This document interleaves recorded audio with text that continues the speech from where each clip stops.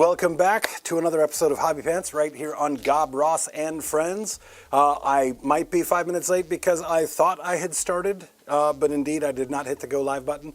That, of course, is allegedly. Okay, that's exactly what happened. But hey, I'm here now. So we're going to get this thing started. I've got a lot of work to do still on this Frost Gargant.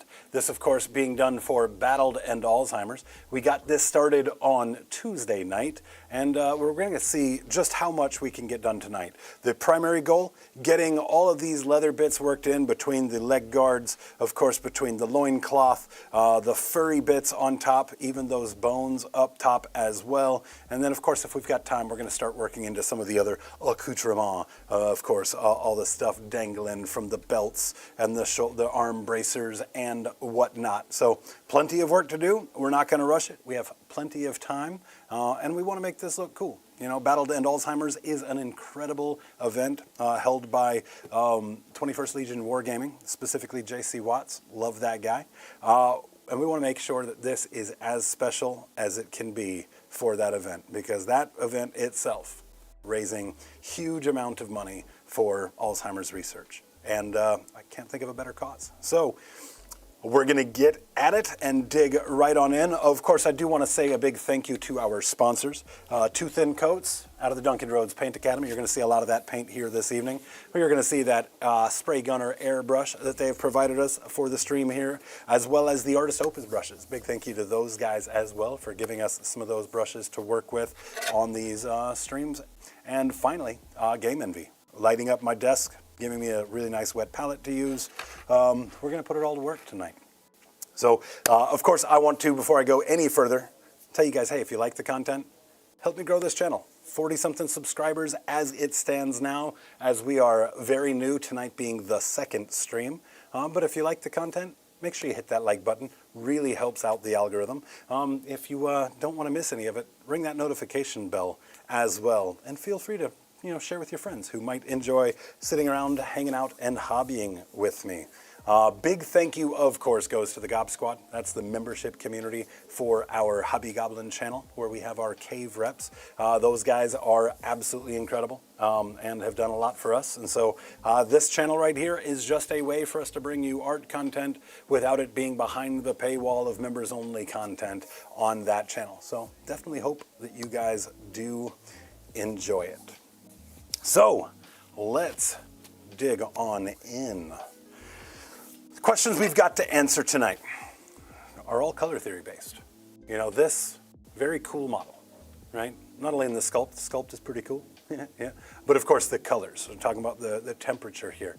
The blues, are gonna need some good color theory to lift them up and make them feel a bit more spectacular. So we're gonna be turning into some warm colors and some desaturated colors, much like we did with the skin, using saturation as a heavy point of contrast for us.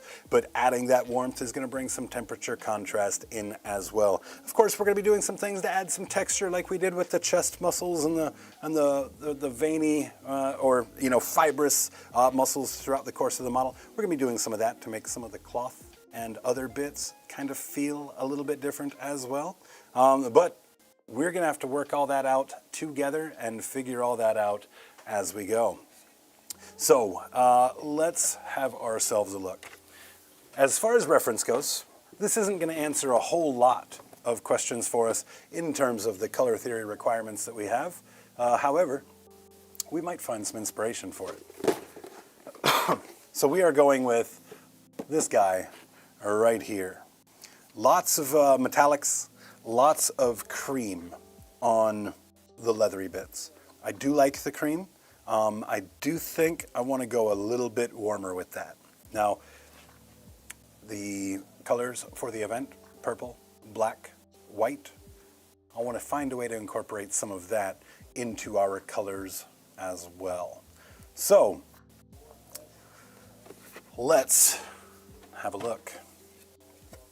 Most of this, I think we're going to go ahead and get a base of a contrast down onto the model, and then we're going to add some layer paints over top of that contrast to get it where we want it to be. Now, one of the things that I've got to figure out, and I'll do so here pretty quickly, is how exactly I would like to go about getting that prepared for contrast.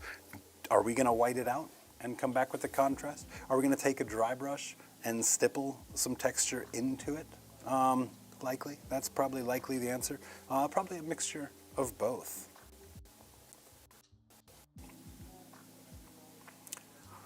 A part of me wants to work purple into the loincloth and all of that itself. I might actually do that. I might do a base of purple and then work that up into reddish browns. Well, hello, Ms. Natalie. How are you? Great to see you as always. Yeah, I think we're going to do that. Again, what we're going for here, you can tell by the colors that we went with, we're going for something more illustrative. You know, we're kind of eschewing the idea of realism, you know. So let's really dig in with the colors that we have available to us here and do something fairly unique. So we'll go ahead and get that started. How are you doing tonight, Ms. Natalie? I am running it solo. There is no producer in-house tonight, so definitely forgive me if it takes me a few moments to get back with everybody. But we've had Luke in here multiple times over the past couple of weeks. He's really been a huge help on the stream in terms of helping us get it produced. But this easily can be a one-man job. Might just be a little bit less interactive. Who knows? I'm going to try not to. I'm going to try to give you guys plenty of interaction, but we'll just have to see. So purple, and then working up into browns. I think I like that idea. He is so light, right? We've got, like, you know, again, vibrancy and desaturation are, you know, basically where most of our contrast is coming on the skin tones. So starting with something dark that gets lightened up a bit will not hurt it. And I think that purple will be a good color for that. Let's go ahead and get that part started and just start blocking in some of the things that we know need to go in those colors. For that, we're going to use, you know, Leviathan purple contrast. How's it going, William Payne? Great to see you. How's the wife? She is finally on the mend. The way that COVID hit her was in her digestive tract. And what that meant for her was that she really couldn't eat for several days. 4 or 5 days, she might have had a total of a piece of toast across that entire time frame. So when I got home from stream last night and found out that, she ordered Grubhub twice to feed herself yesterday, I was beside myself with happiness, knowing that she is now back to business as usual and able to kind of start to enjoy life again. Her work was kind enough to give her off basically until Monday. So she is going to have extra time to kind of rest up and get her momentum back going. So that is very fortunate and obviously super appreciative from our end that her job is able to work with her like that. But yeah, thank you for asking, for sure.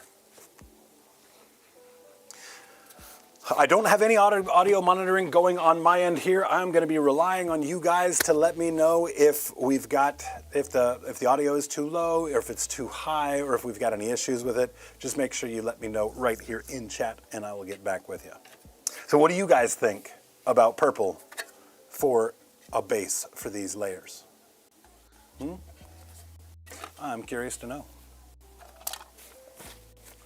Because it's a contrast, and we know that that contrast of medium is fairly aggressive, we are not going to be using our fine Artis Opus brushes for this. We're going to use this Army Painter brush. I got this, I got my hands on this, the Monster brush, as a giveaway at Cherokee. Frontline Gaming, they do, you attend events, you get challenge coins, much like you see holding down my wet palette right here. And of course, you get extra stuff based off of the challenge coins that you have accrued. And this was one of those things that they were offering up at Cherokee for those challenge coins. So I figured, a free brush. I don't know, honestly, if this is synthetic or not. I imagine it probably is. But even if it is not synthetic, I can tell you that the Artis Opus brushes are a bit more precious. So I would much rather put something like this at risk rather than those nice brushes there. So let's just go ahead and get started in here. You know what? Here's what we're actually going to do. This is something we don't talk about enough, and even not talking about it might end up with me not doing something that I should be doing. What we're going to do, because we want to make sure that that blue is kind of protected, we're going to go ahead and let's put ourselves a nice varnish on it. Lock that in. For that, we're going to be using this satin varnish tonight. This is Vallejo Premium Color. I'm going to use satin, not necessarily for the sheen that it's going to give. I'll likely wind up hitting it with a matte once we're completely done, just to completely, like to give it the finish that I want. But satin here has got it's close enough to the gloss that if we happen to have errors, we might be able to actually go in and clean up those errors on the blue with this protective coat on it. So let's get started right there. First off, of course, we'll go into this airbrush with just a little bit of thinner, just coat the bottom of the needle right there. Give this varnish a good shake. That way all the extra little components that might settle can get mixed in. So far the sound is good. That is awesome. Natalie says, I learned from you that you can't really go wrong using purple. Well, you know, I'm biased. It fits. I've kind of built a style around my use of purple. But yeah, it's definitely something I believe in for sure. Guess what? A little purple in that brush. Let's reset that. We do not want to paint this thing with purple varnish.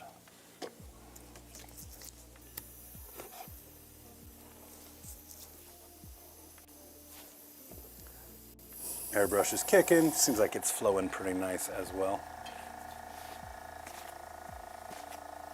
You're right though. Yeah, purple is versatile. It can be warm or cool based off its juxtaposition. And that's kind of my thought, is that if it is the thing most adjacent to the cool, and then we work up reddish browns into it, then that purple is then our bridge going from the cool over to the warm. And it's not just like directly like cool and warm directly adjacent. That can be a really cool effect to use from time to time, for sure. But we want to save that for the things that we want to be most impactful. There's a lot of stuff here that we don't want to be the star of the show. And frankly, loincloth isn't really star of the show material. The one thing about using the purple as well is going to keep me from needing to worry about cleaning up any of the stuff too much. Like I don't have to fully white out the stuff that I'm working with, because that blue being under that purple is going to just, you know, add a little bit of extra depth to it. We probably will use a little dry brush though. A little dry brush just to grab some of these edges to make them a bit more defined as we go. All right, again with the thinner. And again with the varnish.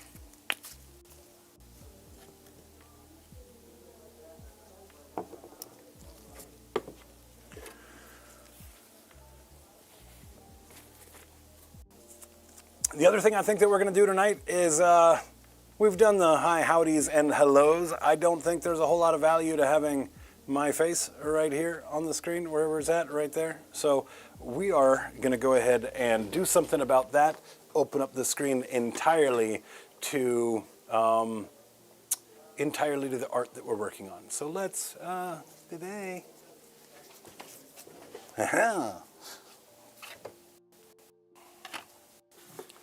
get our full screen.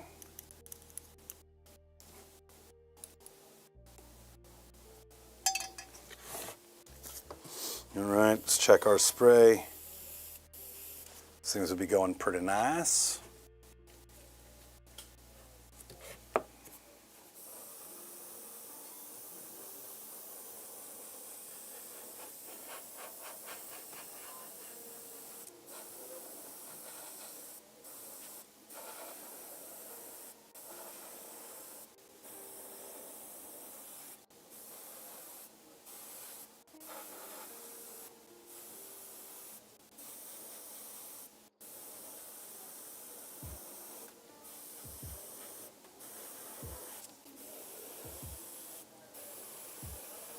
I don't know if you guys can hear it, but Counterspell is kind of cooking tonight. Got quite a few people out there, so a fair amount of noise being made. People having a good time with their friends. Never going to complain about that. Unless it's Rob. Rob's not allowed to have fun. Who am I kidding? Like we could stop the guy. It's like saying that we can keep Devin from giggling.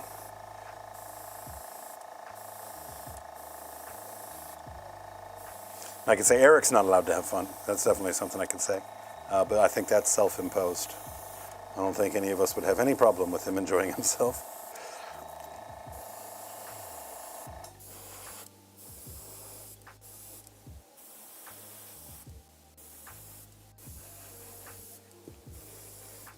And we might actually keep a satin finish on the skin when we're done, because there's so much skin. That would be a nice opportunity for textural contrast via a finish. So we might go that route.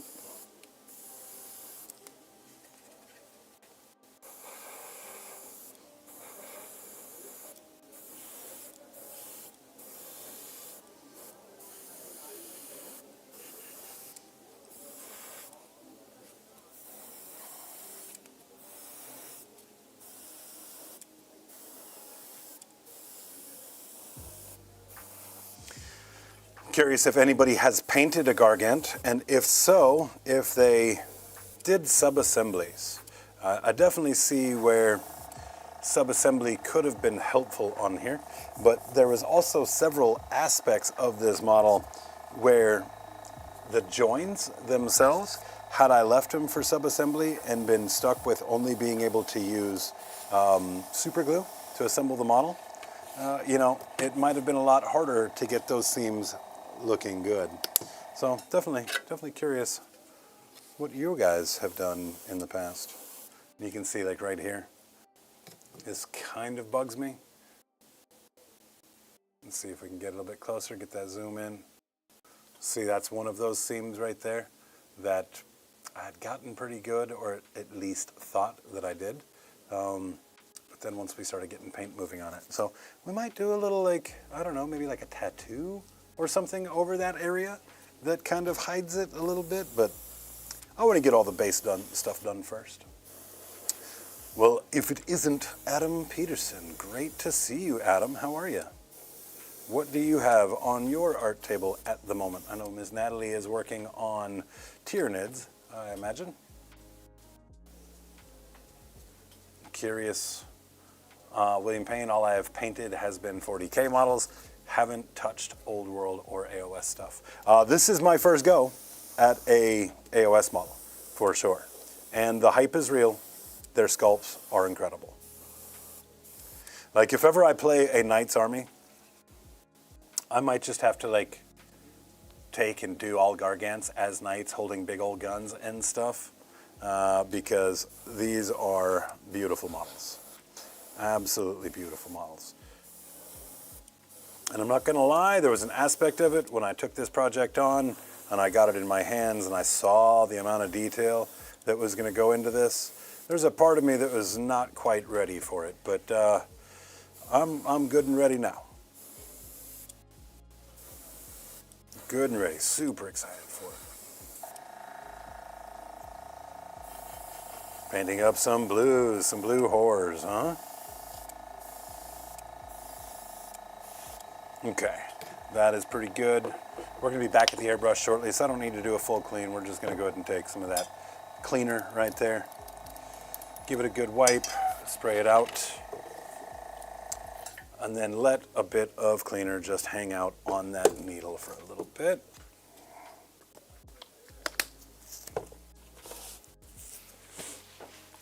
What's going on, Luke? How are you?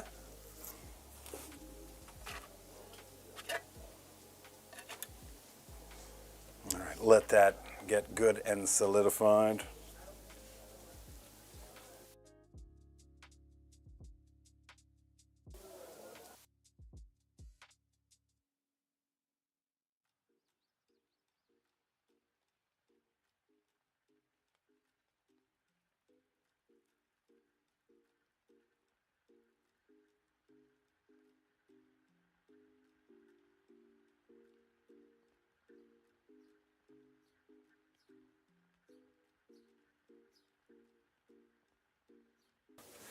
Very nice, very nice. Emperor's Spears, looking forward to seeing those.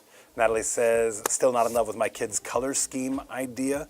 I think that's some of the photos that you've sent me, right? I am not going to have any obligations up here at the shop or in the studio on Friday.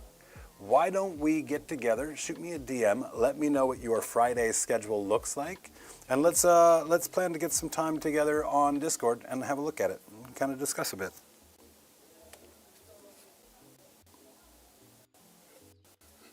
Yeah, the satin actually does give kind of a nice feel to it. I'm really, really happy with that area of flesh right there. I definitely hope it conveys in person or on camera like it does in person, but definitely very, very happy with how that turned out. Yeah, I hear Jakari's going to be, there's a leak. Who knows how valid it is or truthful it is, but there's a leak that Drakari are going to get a pretty big buff in the next data slate. Is that something you've heard as well?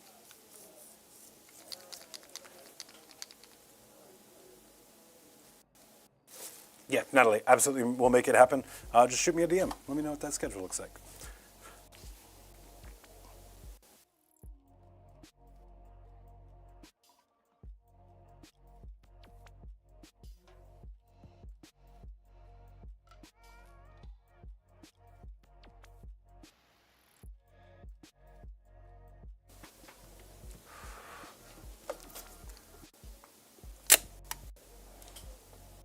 All right, had to get that last piece of tech ready for this stream tonight. That is this nice crisp Red Bull.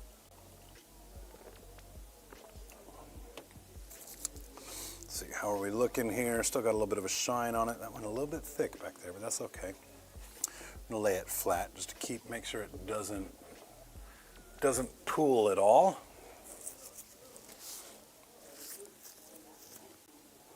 In the meantime, let's start looking at some colors. So if we're going to do Leviathan purple and then work that up through red browns, I think that we're going to start with this Aphora red, right? Almost a chocolatey brown with a red hint to it. And then I think that we can follow that up into some of this fur cloak. And that's a bit of a red into an orange, right? And I think I'm going to want to do a fair amount of textural stuff in there as well. Maybe take a sponge, maybe some small brush strokes for scratching and stuff like that. But I'd like to give it a very nice, leathery sort of vibe. I saw the post suggesting the buff. I hope it is true, but not holding my breath. Yeah, well, Demons players out there as a whole should know for certain what's in the future for them. And right now everybody's kind of speculating and there's a lot of debate as to codex or no codex. I just really would hope that GW would get that answered for everybody already. Looking good so far. Airbrush is interesting to watch. Definitely not my expertise. You know what, Adam? I don't think that there is anything that I'll ever do on this channel that I could define as expertise because, this skill set is kind of a living thing, right? We're always going to be refining and we're always going to be improving. And so for me, expertise kind of implies that maybe there's nothing else to learn. And frankly, I don't ever want to be there, right? I would like to always be in a spot where, I've got decisions to make and mistakes to learn from. So definitely don't let a lack of expertise, and I'm speaking to everybody at home, of course, not just Adam here, but don't let a lack of expertise keep you from doing a thing, right? Because, well, if you learn something over the course of the process, then you literally can't do anything wrong, right? You're getting value out of every brush stroke or spray, if you will, at that point. Okay, we've got some of it still drying, but what I want to do is I want to go ahead and just get into some of this white, getting a little bit of texture in here, and just getting some of these edges defined. So let's drop some of this here.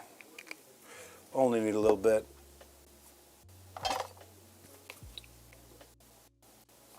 Get a little bit of water on my palette here.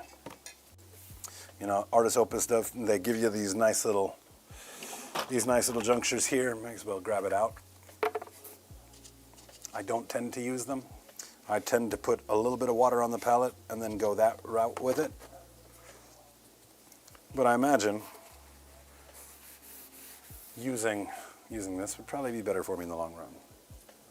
So,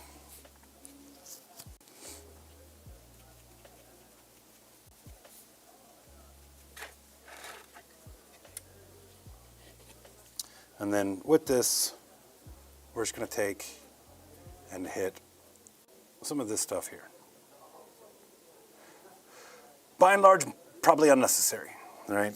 Like we saw with the skin, we're probably going to overwrite just about all of the zenithal stuff, just about all of the volumetric and, you know, value sketch stuff we do ahead of time as such. But in the event that some of it's left behind, it can be some of that texture for me.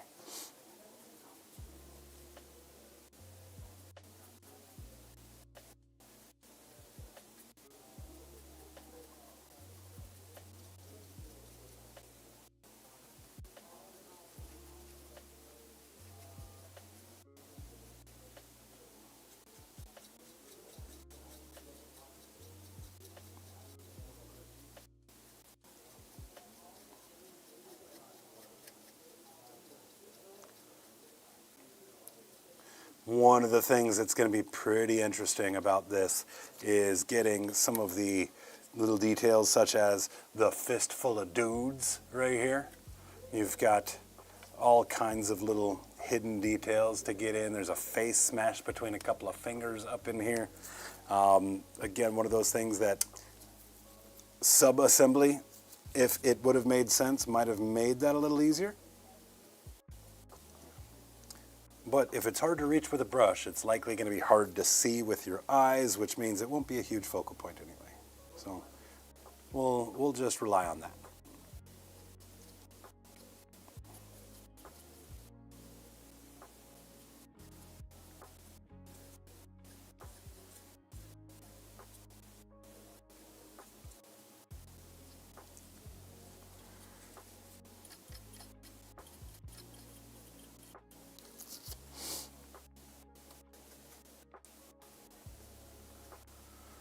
What's going on, Wraith Mace? How are you, my friend?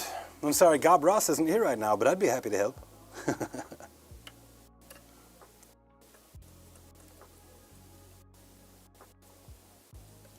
Super excited getting together with Wraith Mace early next week. I've got a little video to watch on Sunday. And then me and him are going to do some sort of collaboration on the Hobby Goblins channel. You know, we've got, he was kind enough to send us a Joy toy a while back, and if you guys don't know Wraith Mace is like the guy for Joy Toy. He does a lot of reviews of those toys on his channel, and Joy Toy does some next level stuff. You know, it's as close as you could get to like statues like you'd find with like Sideshow collectibles or the like, without actually being a statue. Really high detail, high definition work, but still fully posable. You know, you've got all of the action figure traits to it. Man, I've got a mustache hair, guys, climbing up my nose and driving me crazy.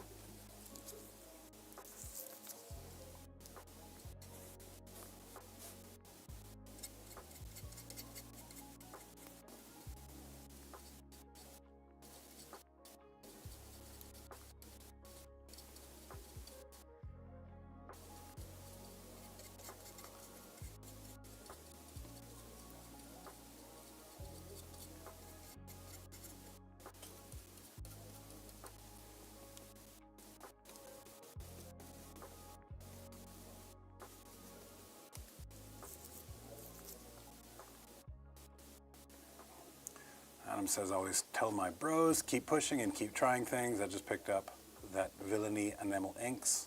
Yeah, let me know how those are.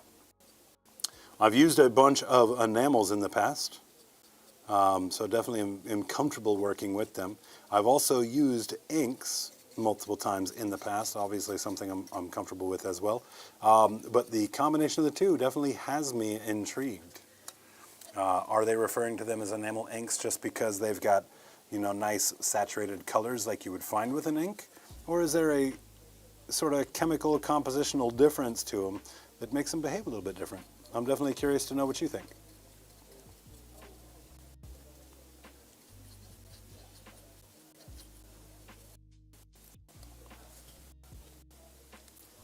I'm going to zoom out just a little bit, get ourselves just a little bit more working area.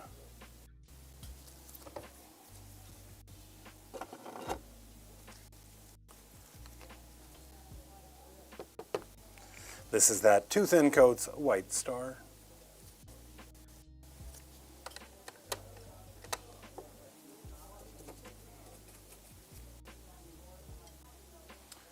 I probably should have changed out the water here. We might take ourselves a brief break at some point and do so. Right now this has got a tint of blue in the water. I don't think we're using enough water for it to really impact the dry brushing I'm doing here.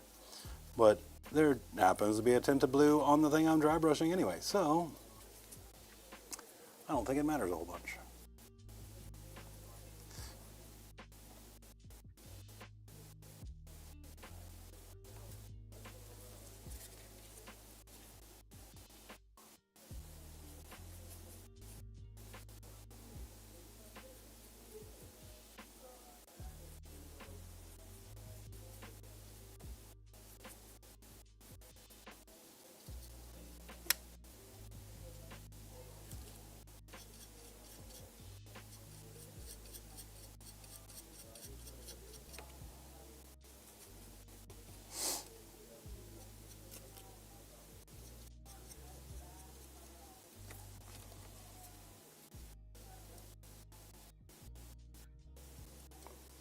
There's a mix of dry brushing here and stippling.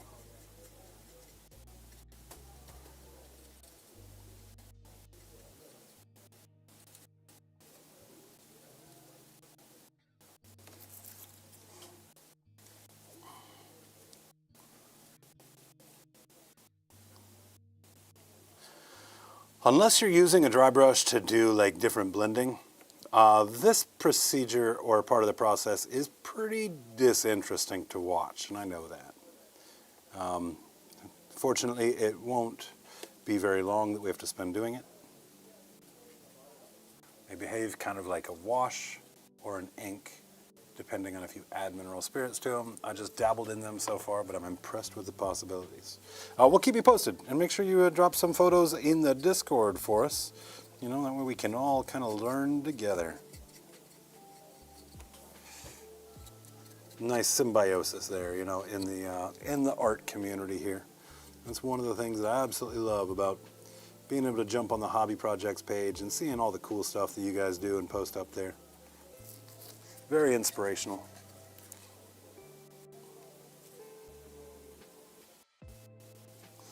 Well, we can't just also, you know, I don't know if anybody's got disposable income enough just to buy every single product out there to try it. So sometimes, you know, being able to see what people have done with a product, it gives you an opportunity beforehand, before buying, to know, is it something that's going to add value to your, you know, workflow.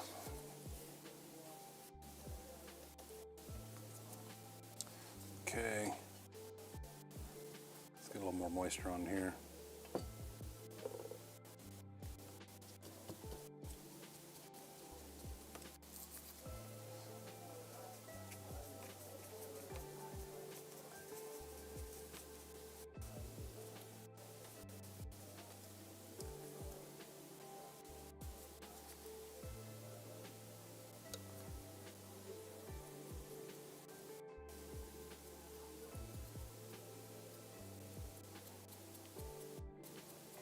So Wraith Mace, what's some of the other stuff that you've got coming up on your channel? Guys, Wraith Mace on YouTube. Go check him out.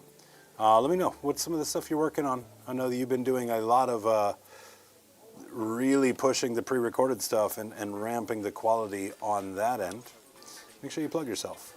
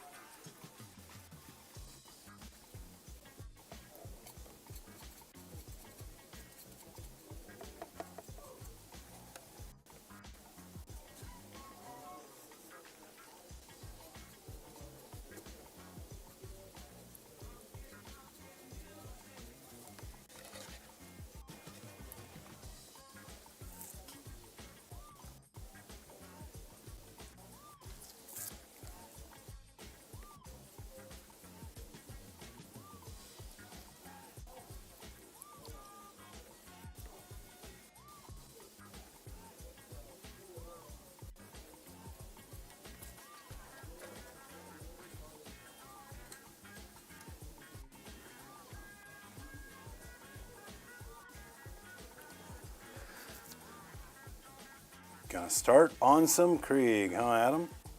That sounds pretty rad. Get you some of them little bird horses.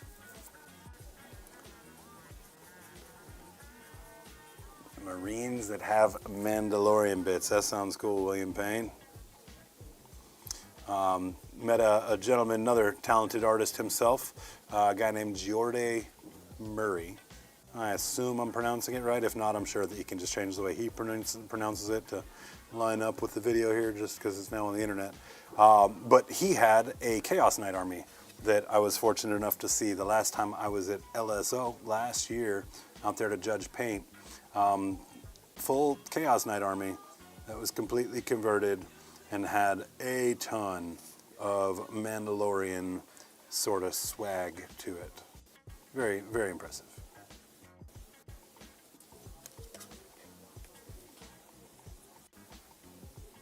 If any of you guys are friends with that guy, reach out to him. Let him know I'm probably slaughtering his name on chat here. Have him jump in here and correct me.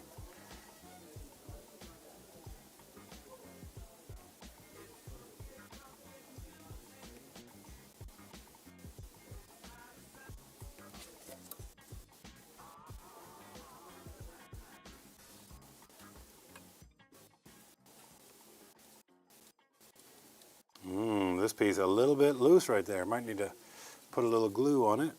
I might hold off though.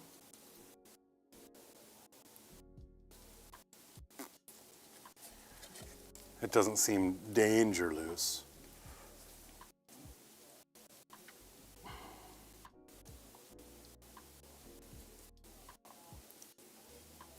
Piles of Shame can do that, can't they, man?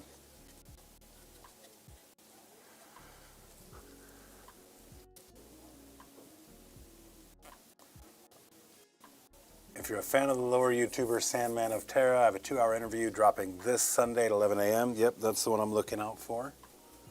We talk about if he plays competitive Warhammer, if he's into painting, how he got into doing a YouTube channel, and of course, Joy Toy action figures.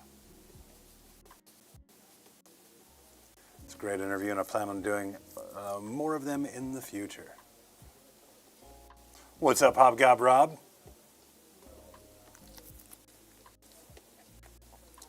Yeah, I've probably diminished my pile of shame by about half. Of course, not by completing projects, but just by getting rid of stuff. But the half that still remained is still pretty sizable amount of stuff that needs to work on. You've heard me talk about it, the personal World Eaters Army. Did the World Eaters commission and decided that was enough World Eaters painting for a while, so haven't even been able to touch the personal stuff yet. And then, of course, we've got a ton of Necrons for the studio here that need to get some paint on them. We are fortunate that our guy Chris has been joining the ranks as a Necron overlord and, you know, paints up his own stuff. So it makes the need for me to paint up that other Necron stuff a little bit less at the moment. You know, so it gives me opportunities to do things like, you know, this for charity. And, you know, I've got a couple of commission pieces that we're going to go ahead and get done on stream here like we did with that Chaos Knight last year. So that's something to keep in mind as well. If you would like to have a piece painted up on stream, by either yours truly or the legendary Cryface, yeah, reach out. Let us know. We'll work something out.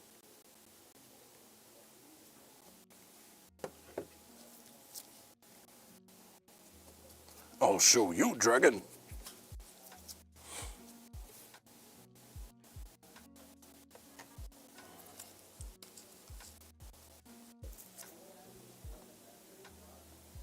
Yeah, something stupid like 4 Catans.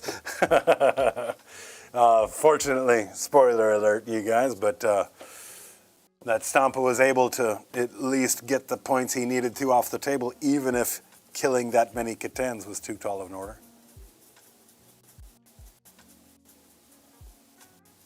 Show you a pile of shame. Picks up a mirror. The mirror has a little phrase etched into the top of it that says, "I hate it here."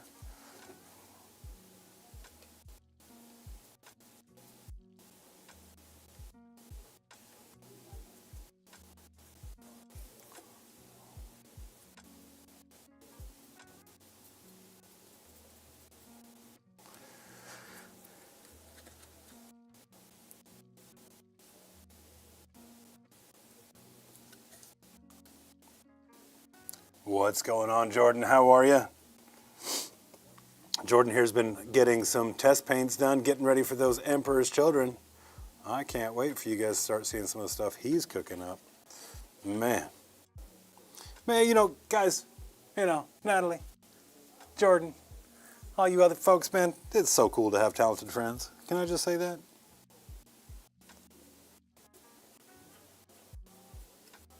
I hope so, because, again, it's on the internet, so now it's there forever.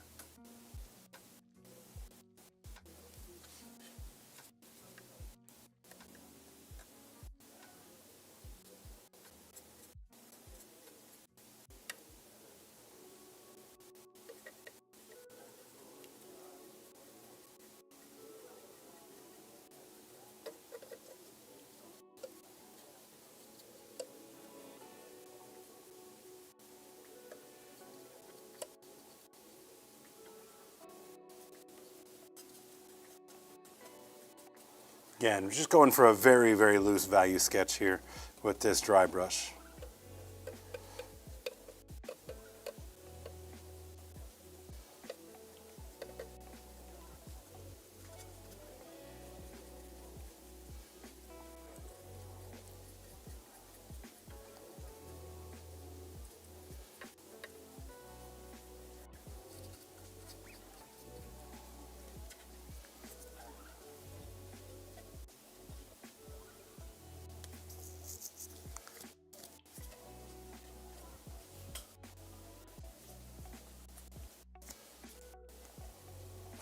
You know, Natalie, Gaz was the very first model that I painted for my orcs. You know, hindsight 2020 and all, I really should have done a few things first and then painted him, because obviously I learned a lot painting everything else. So I think it would be super rad to paint up a Gaz for you.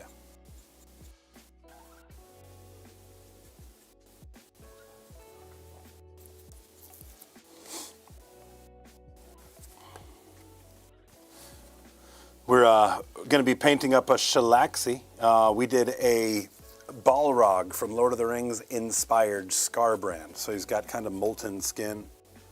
We did that up for Mr.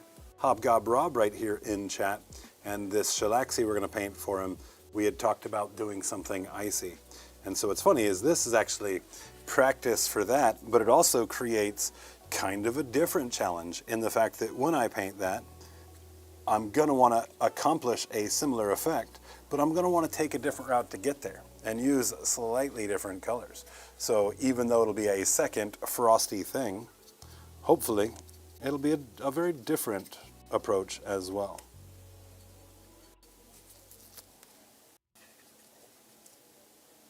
Okay, that's looking pretty good across there.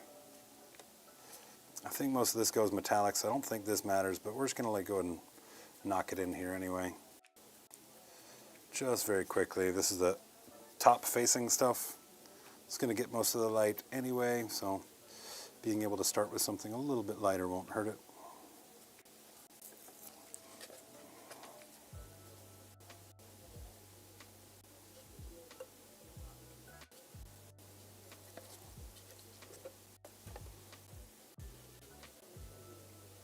And I appreciate that compliment, Natalie. Far from the best of the best, but, you know, I absolutely appreciate the kind words regardless. And I only say that because I still fanboy for those that I think are the best of the best. Shout out Marco Frazzoni, shout out El Miniaturista.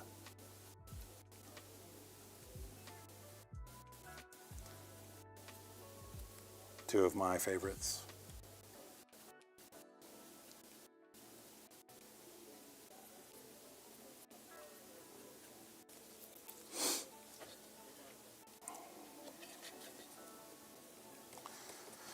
And that's hard to say too, because there's just so many people out there that are just doing next level stuff that have very unique styles that they're playing with.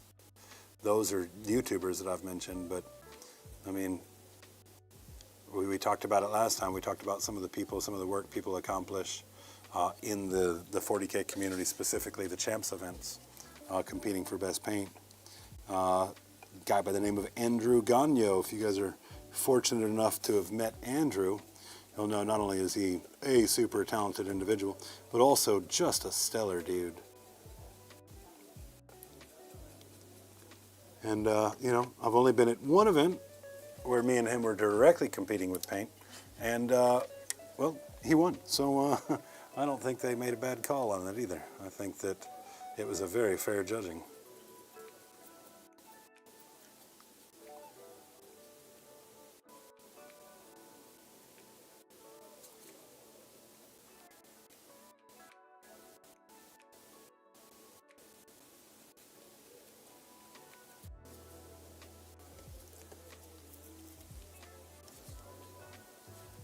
Hey, that's fair, Natalie. That is fair. You know, the human element and the accessibility, as much as I love those content creators I just spoke of, I only got to meet Frazzoni one time. That was at LVO. I'm sure he has no idea who I am. And I'm also sure that if I was to reach out to him via one of these social media things and be like, hey, how's it going? What do you think I should do here with this? I can't imagine that he'd really have time for me either. So there's definitely something to be said about, you know, having those close connections so you can kind of share that journey.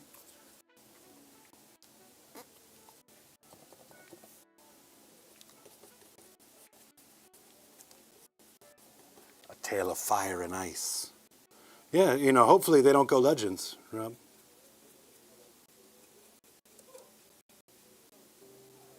Is Shalaxi in the Emperor's Children book? Is she a playable model in their in that codex? Anybody know?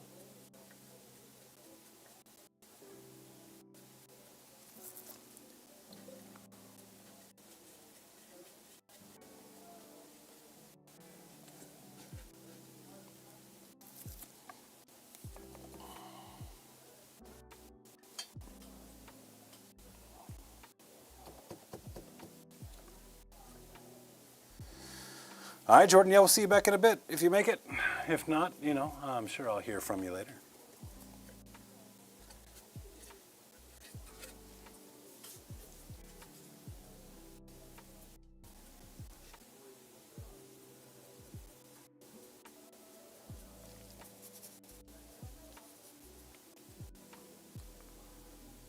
She isn't as good. Oh, I'm just glad to hear that she's not going Legends then. That's great. Not as good though, huh? What, is she only like move 18 now or something, or what? Some of my early days of 40K, my primary sparring partner, of course, Mr. Rob Hawkins. You know, he made me a monster for a small period of time. And that was one of those things I had to cut my teeth into multiple times, was big, chunky, speedy, demonless.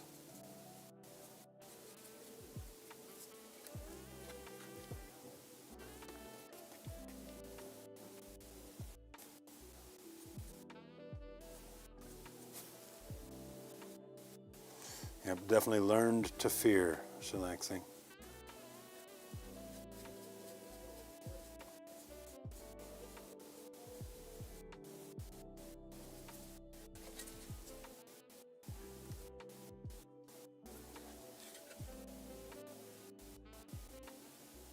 Okay, that's like a little bit more metallic, I think.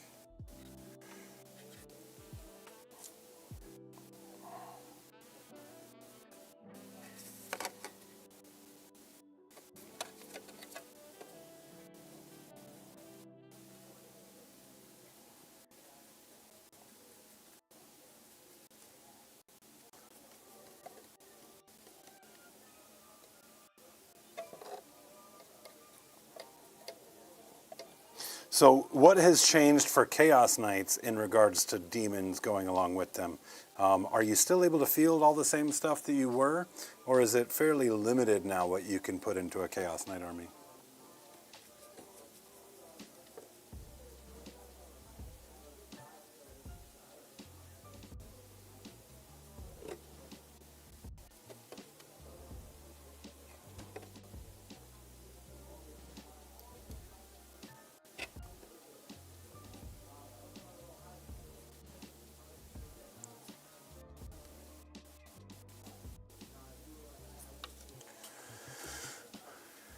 Okay, so we got that stuff baked back in a little bit better.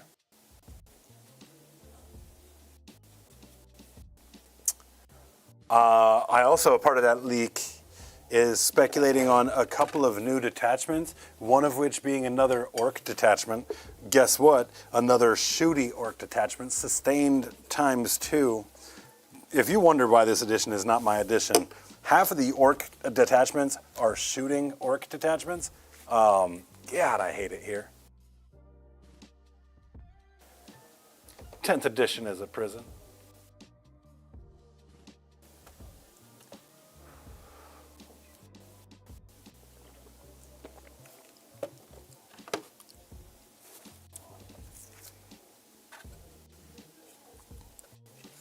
All right, I think that's a pretty good start.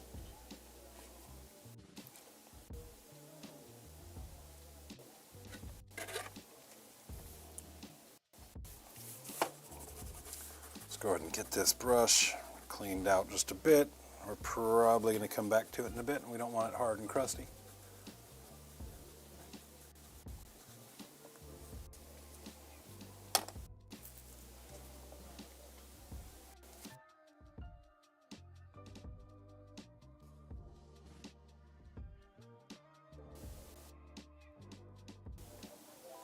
All right, let's get started with that Leviathan now.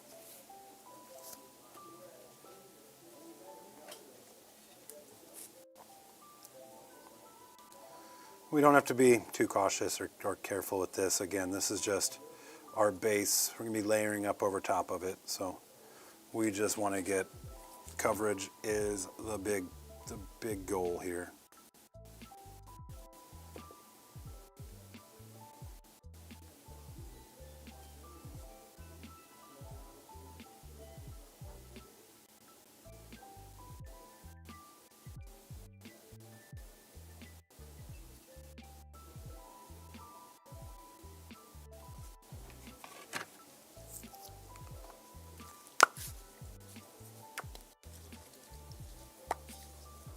Yeah, I'm a melee guy for sure. I'm kind of a one-trick pony in that, right? And I mean, I guess you could make the argument that GW giving you more options to do something other than just charge. I'm sure a lot of people like that aspect of it, and I don't want to take anything away from them. I'm not saying they're wrong for doing it. I'm just saying I'm not as interested in it, if that makes sense. I know there's people out there that refer to Tactical Brigade as the best shooting detachment in all of 40K at the moment. Now, double oaths on some ultras. I have a hard time believing Tactical Brigade is better than that, you know, but what do I know? I'm a punchy orc.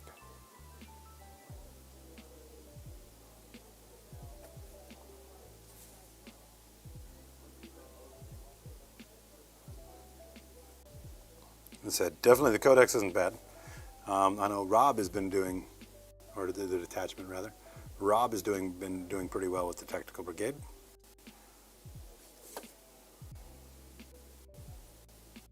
And you're liking it, Rob?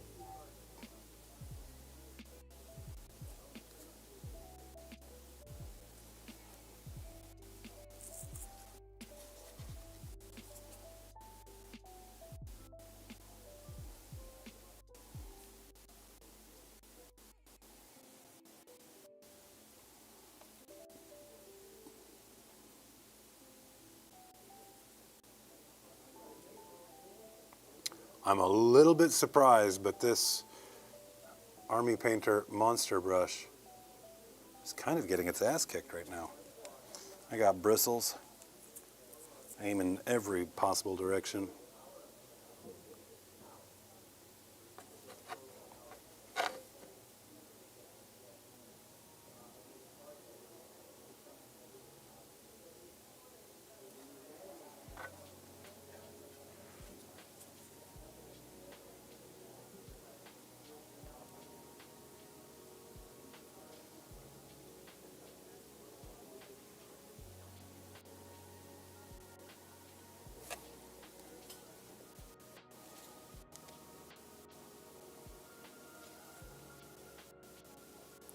Which something as high pigmented as this contrast is, does kind of make it a little bit scary on the places I don't want to get paint. So just slow and steady, keep it clean.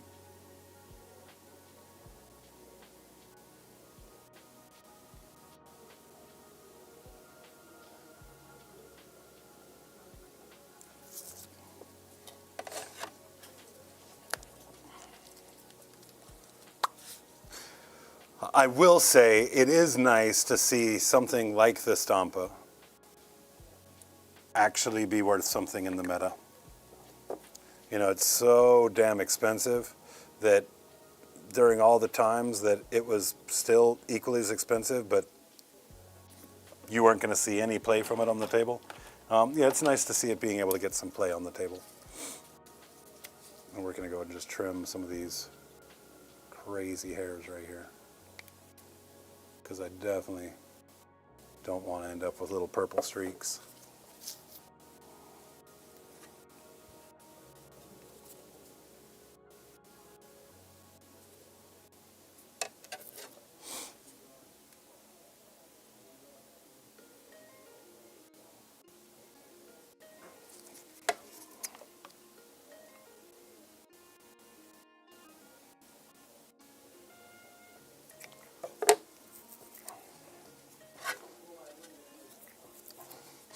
Man, this mustache is going to make me crazy.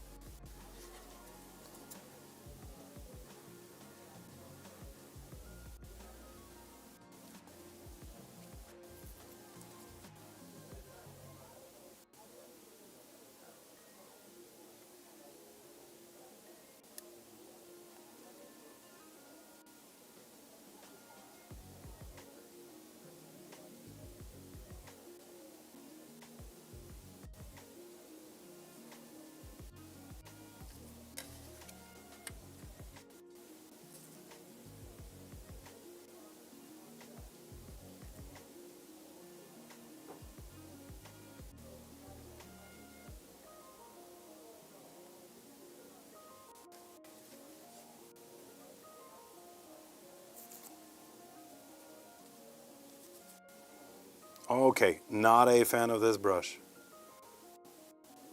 Not a fan of it. It is really working against me here.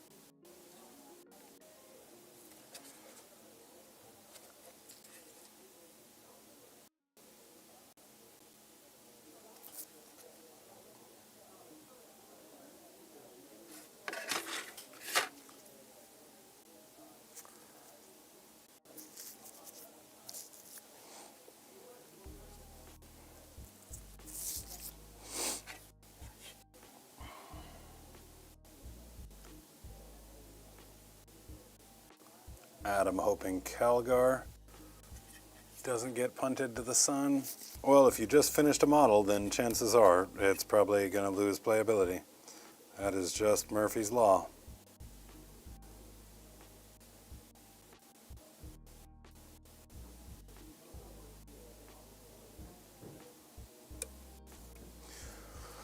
When I was painting up my gargantuan squiggoth, it could still benefit from the -1 to wound in the Warhorde detachment. And then as soon as I got it finished, Data Slate came out, and they changed the wording on that ability.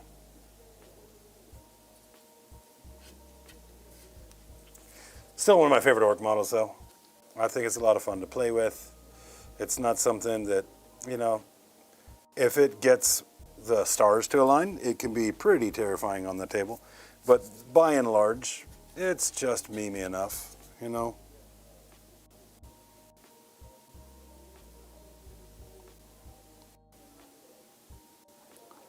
I was actually set to play orcs last night, and I was going to be doing a gargantuan squiggoth and a stompo. But then we were fortunate enough to get Chris in here for some Necrons, so we got to have Rob show off that Cherokee list, or a variant of that Cherokee list that he ran with the Stompa. I think that was much better viewing anyway.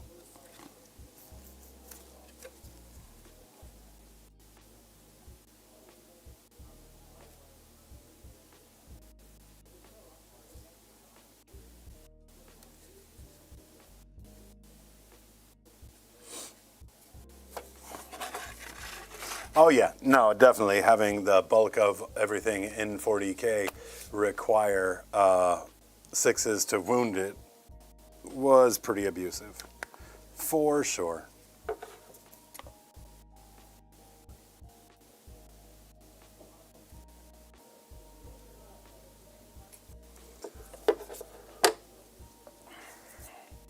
Looks like Bridgehead's probably getting nerfed pretty hard too, if that leak is correct. You catch up over here.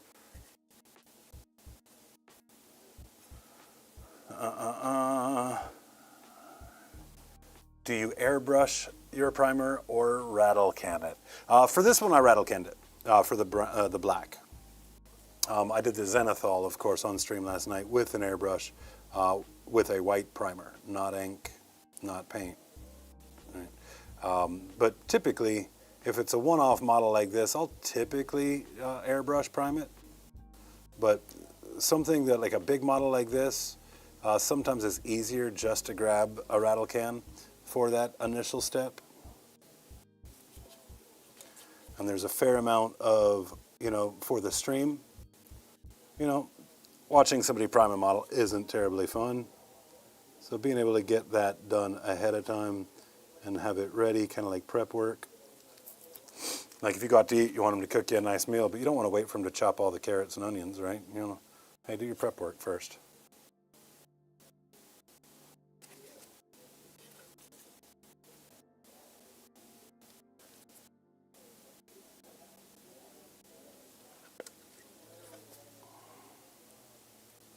Which brand of primer? The Citadel, Chaos Black.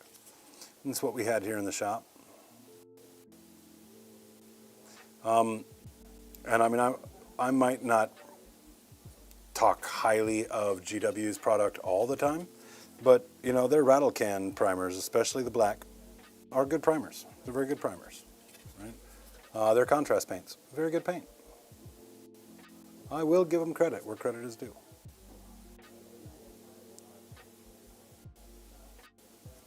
Even if they won't give us you know, access to any of the stuff ahead of time like any of the other streamers. We are considerably smaller than a lot of those other streamers, so I'm sure that plays into it.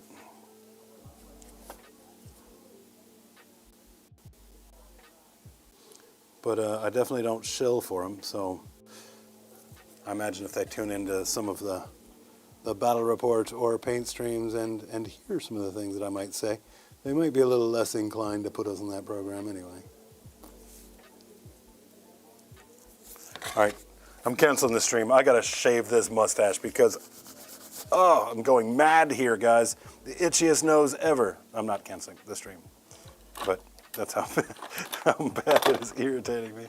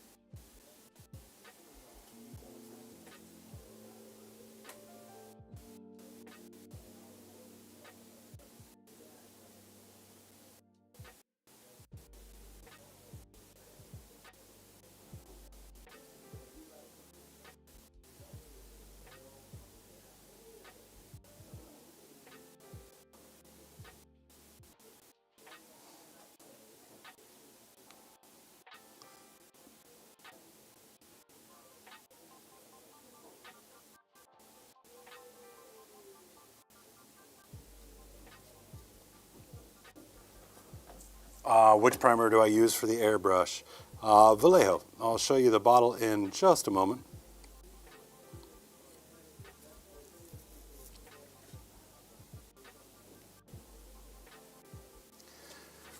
And I don't know that Vallejo is necessarily any better than any of the other primers out there. I know it can hold its own against them at the very least. But it's just something I've been using for so long that I get consistent results from it.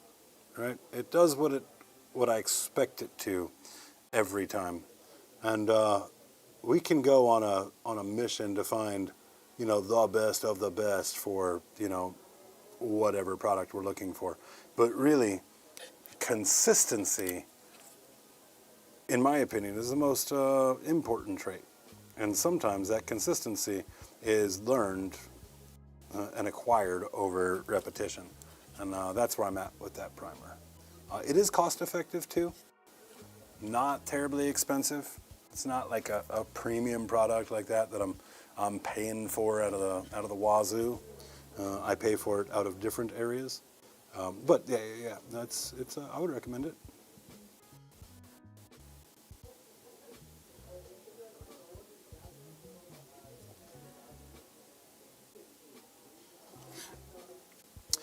There needs to be a banking app called the Wazoo.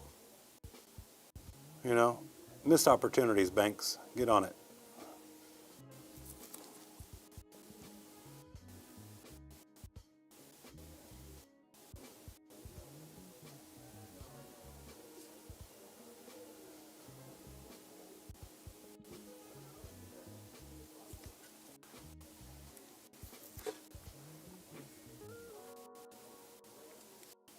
Yeah, let me get the rest of this little purpley skirt right here done, and I will show you right here on camera the exact primer.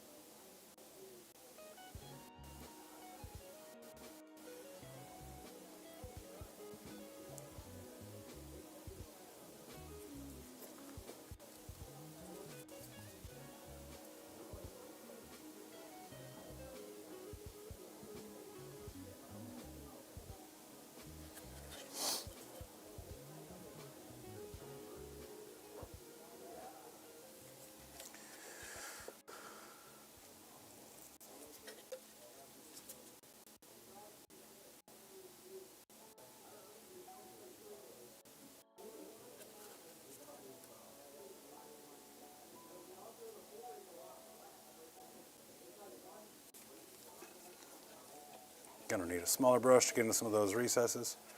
All right, that's a start. Let's let that brush right there take a break because it's trash. Yeah, sorry, Army Painter. Sorry, some of your stuff is okay. By and large, the stuff I've tried, not a fan of.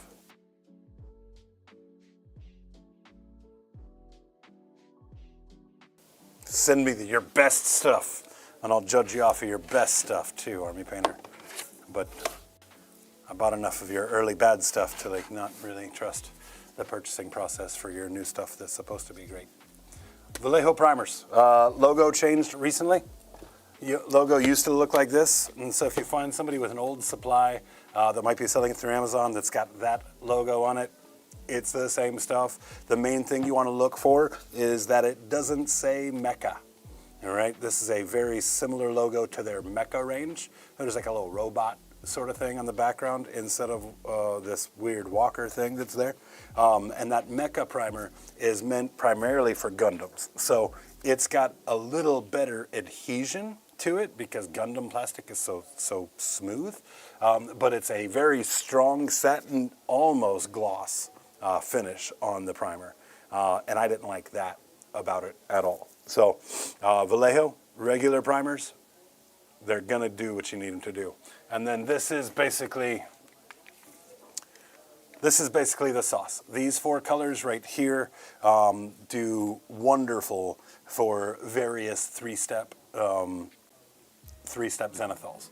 I do have another one at the home studio that's kind of a very, very pale blue-gray, which sometimes will go with these 2 for a 3-step. But very commonly, if I'm working into natural or earthy tones, I'm going to do something like your black and then onto the red and then a touch of the yellow that gives like a really nice earthy gradient across it as a base to start with.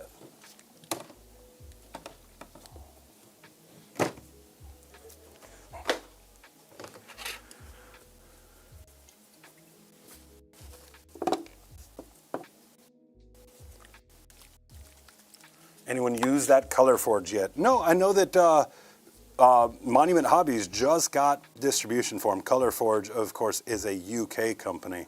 I've heard Vanguard Tactics promoting them for, God, a while. But yeah, recently Monument Hobbies picked them up as the US distributor. And Monument Hobbies, although I haven't used it enough to call it my favorite paint by any means, it is a very good paint. So if they're putting their stamp on it, then I would expect it's probably pretty good as well.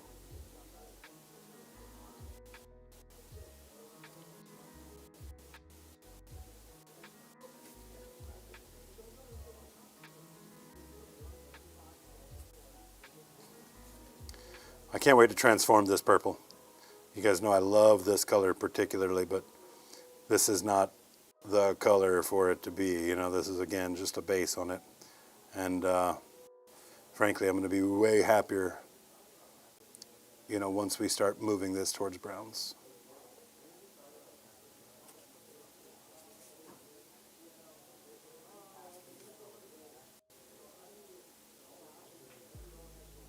But we may come back once we've got multiple aspects of the model painted and come back and reinforce some shadows with this Leviathan purple kind of as a blanket, as atmospherics, right? And so having this as a base inside of these leathers just means that we know it's going to work together very well if we go that route.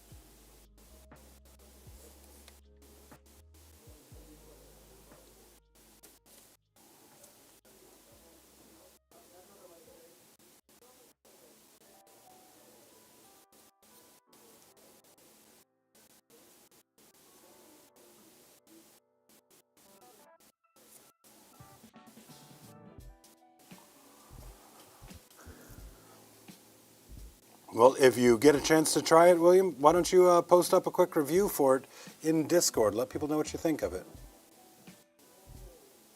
I know for a while those Army Painter rattle cans were pretty decent, like especially for, you know, what Army Painter always did well back in the day was they provided you good, quick options just to get something done.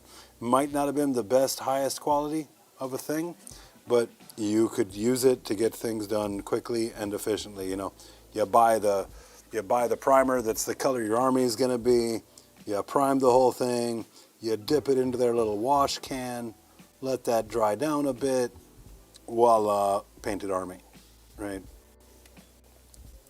They have been really trying to improve their products over the past couple of years. You know, the inclusion of the speed paints, the addition of the Fanatic paints, you know, the reformulated basic paints. You know, so they are working really hard to become a much higher quality brand of paint. So, you know, we don't want to judge them too much on their previous indiscretions, but there is definitely a market for having very particular colors in your primer range, for sure.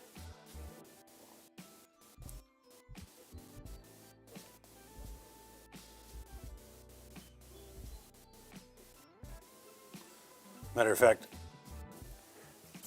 I believe, and I could be wrong on this, but I believe that Army Painter had their color primers that were, you know, basically analog colors for existing 40K stuff before GW started doing their own.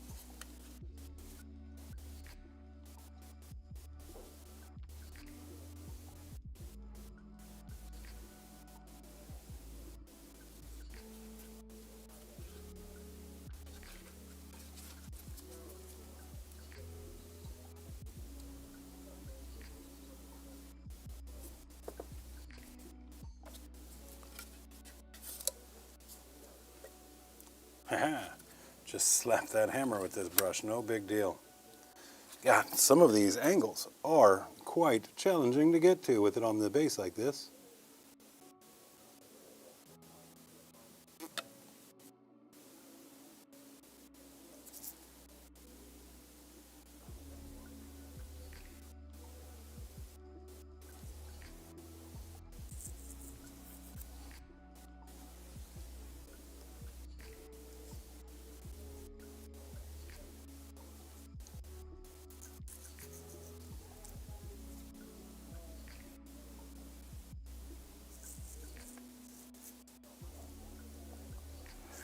I am definitely a little bit of everything.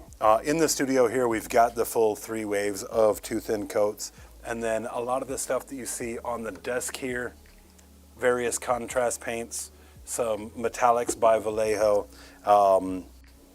you know, a couple of other little goodies here and there, you know, some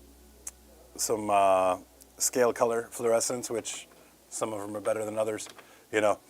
That's basically it here. But at the home studio, I've got the full range of scale color paints. One of my first favorite paint brands was Scale Color. I've got a ton of Vallejo paints, the game line, the model line. You know, we've got a ton of GW paints of various types, the bases and the layer paints and all of that. So, and then quite a few Monument Hobbies as well. I think that we've got the latest, when they redid the Army Painter paints recently, past year or two, I think we've got a set of those that we do use from time to time there as well. But the studio space here, where we film out of, the desk is not much more than what you see in terms of workable area. And there's just not a lot of other places to store paint and the like either. So I did have to be kind of limited on the type of stuff that I would bring in here to use on stream. And so I just wanted to make sure that the stuff that I had is stuff that is good. And where I told you that scale used to be my favorite, tippy top favorite, although I still think very, very highly of it, I have grown quite partial to the too thin coats from the usages that I've had with them.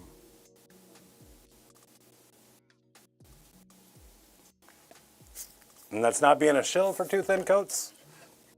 We are just fortunate that we were able to get a sponsorship with them with how we feel about the paint, right? We don't feel the way we do about the paint because of the relationship. So,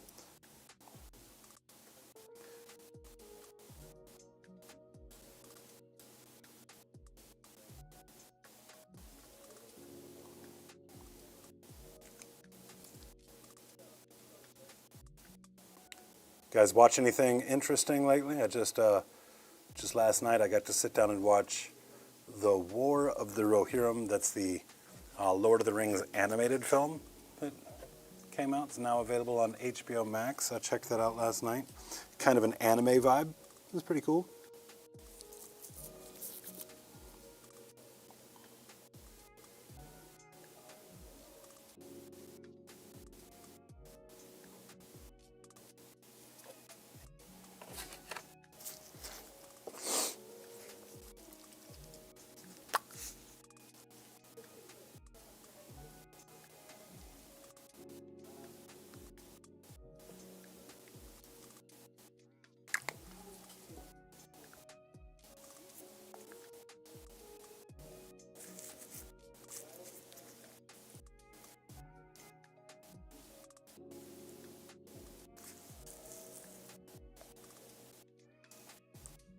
Oh yeah, Andor Season 2 is coming out here pretty soon for sure. I'm looking forward to that one. That was a good show. I'm not a big Star Wars fan either. You know, so like I haven't seen any Star Wars stuff that I just outright don't like, but I've seen very few things Star Wars that I outright loved. Like Rogue One, I think, obviously, in my opinion, the best Star Wars property possibly ever. Really enjoyed that one. And Andor kind of gave me some Rogue One vibes.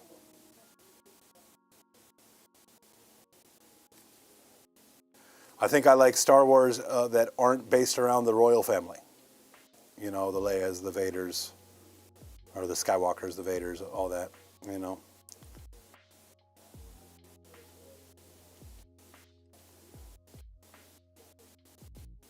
Like, didn't love Force Awakens and the corresponding movies that went with them. Just kind of like, more of the same, you know. But again, none of them are bad. Solo leveling anime, and it's been fun. I don't think I know about that. Of course, you finish it off with anime, and I'm automatically going to assume I probably don't know anything about it. Not that well versed on anime.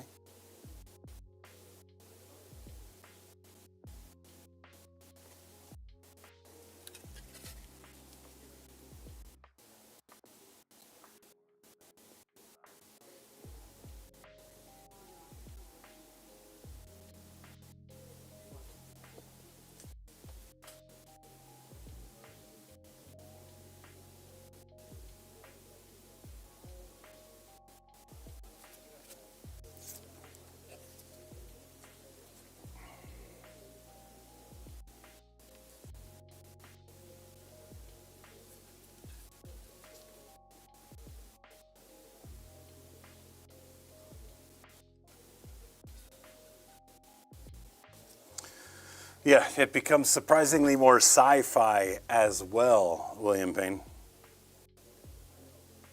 I commonly joke that my least favorite fantasy property is Star Wars. Because it's just space wizards and laser swords. But when you pull all that away, and you make it more, like you said, about the people and about the different planetary systems and the politics that go with it, and like the technology that supports them, like it really becomes sci-fi, which I think just fits the bill better. And if you were to ask me if I preferred sci-fi or fantasy genres, I'd probably tell you fantasy because of, spending a large chunk of my life playing D&D in the sorts. But so yeah, just having Star Wars parading around as a sci-fi when it's actually a fantasy, it's kind of grates my nerves a little bit.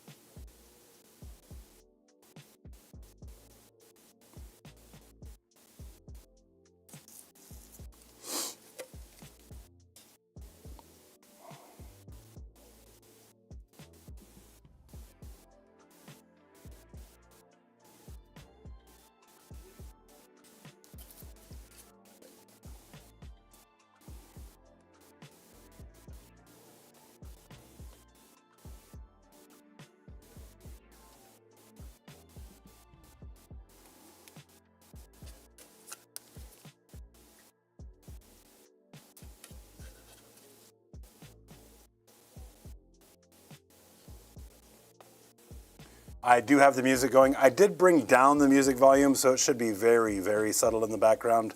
Some of it, when I was going through the video the other night, certain parts of the video were popping copyright stuff. And I was able to get in there and remove the music. But the quieter the music is, the easier it is to do that.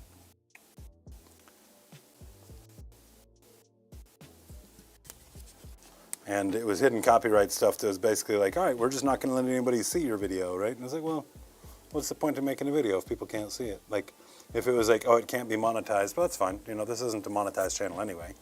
But if they're going to block a portion of the video, well, I want to try and, avoid that if possible.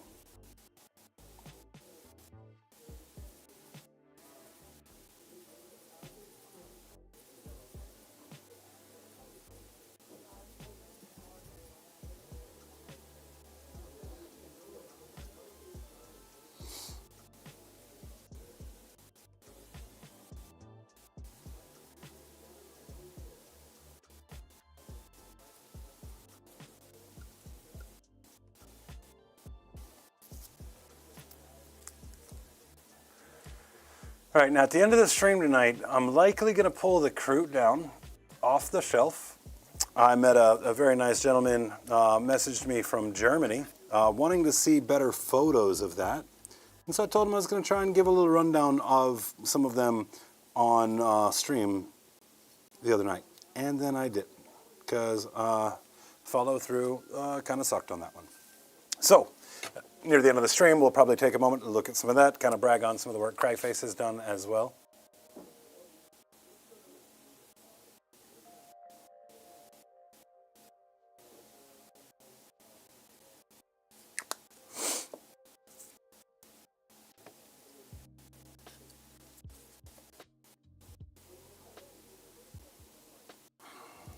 Yeah, I don't think it'll be this Monday, but maybe the next Monday, you guys will be getting Cryface for some daytime streams. Looking very forward to that.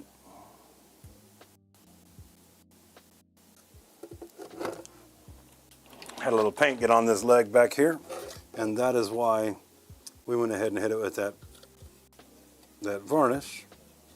So as soon as I saw the error, I can moisten it, and I can basically pick it right back up off of there.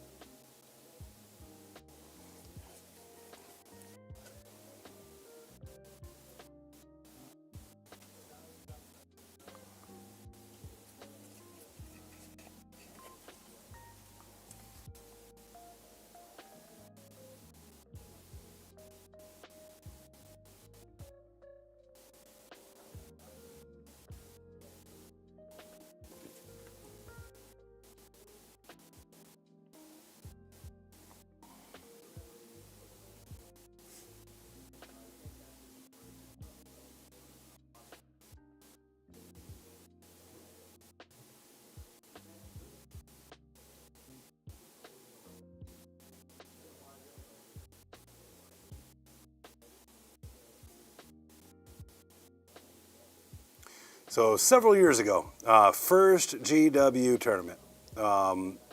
Took place in Orlando. It was the initial launch of their tournament series. I had a rough game, very rough game. I think like game 4, maybe game 5, into an Ultramarine player who just kind of, not to be whatever, just kind of a dickhead. I was still very new to the game. I had a list that was had no acknowledgement of what the meta looked like at all. And to top it all off, he misinterpreted a rule. We called a judge over, who is a very well-known person in the GW community at this point, and even the judge got the rule egregiously wrong. And at the time that happened, it basically took all the wind out of my sails for that game. That game was going to be a loss no matter how you sliced it, because even the rules were working against me. And while I'm suffering through this game, I look over and I recognize 2 people standing by the table watching the game from afar. And I didn't recognize them at first. We were in the height of face mask season. But I did recognize the red hair of Brent from Goobertown Hobbies, a guy whose content I watched a ton of. And as I, kind of gave the second look, and I was like, wait a second, are you Goobertown? Then I noticed right next to him, Casey from eBay Miniature Rescue was the other person in attendance. And I was basically like, all right, buddy, you got this game. I'm going to go talk to these guys. So I got to meet them at that event. Did a little interview with them, kind of chatted them up a bit. Really, really cool time. I reconnected with him the other night, with Casey, via his Instagram, planting the seeds, hoping that maybe we can get together and do some sort of collaborative thing here in the future.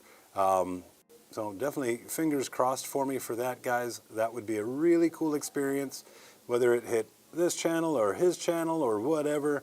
Obviously exposure is good, growing a channel, but I'm more excited for it for the collaborative art experience of it more so than anything else. So I would basically be happy to engage that collaboration on basically any terms. But the reason I bring it up is there is a company called Goblin Hobbies that's getting its feet underneath it right now.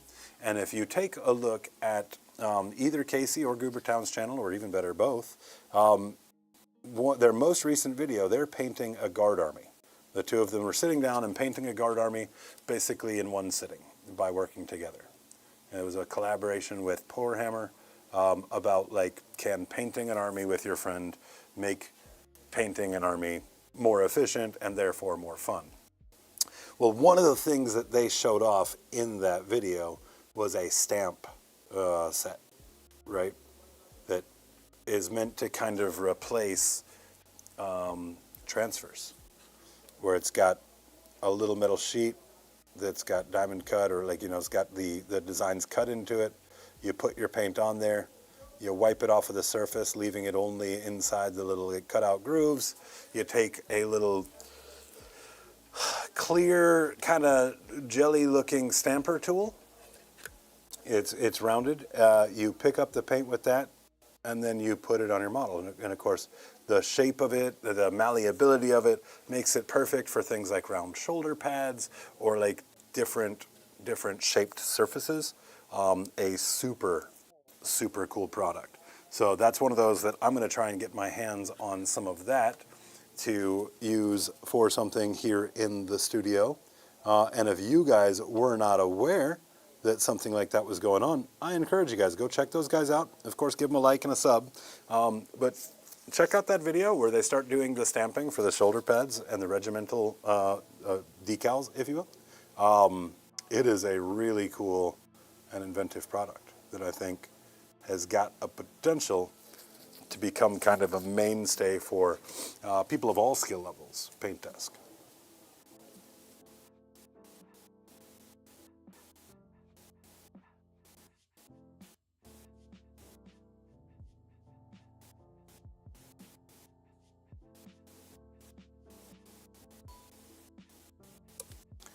I swear there are some details on this model that are smaller details than my infantry-sized orc models. It is insane, some of the detail they've baked into these. Absolutely insane.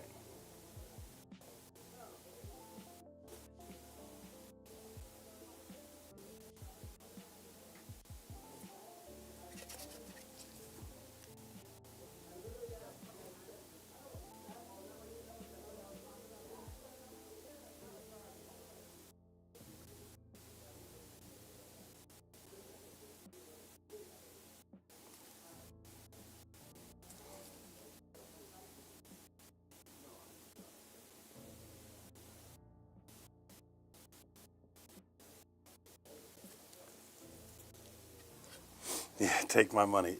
You are 100% right. And they use it on the video, so you get to see it at work.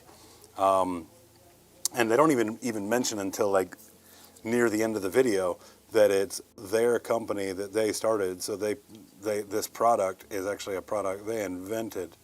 I was super, super impressed.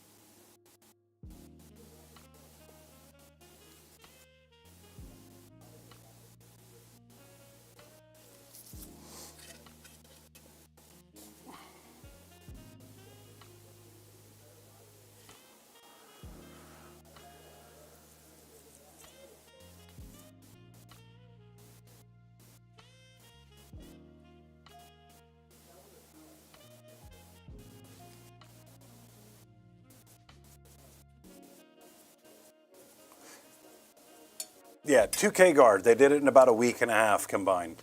And spoiler alert, they said, look, it doesn't really make it more fun because it's still just so much damn work. Even when you split it up between two people, they both spent north of 50 hours on it over the course of that week and a half. So there's no way around it. To paint a 40K army is an undertaking.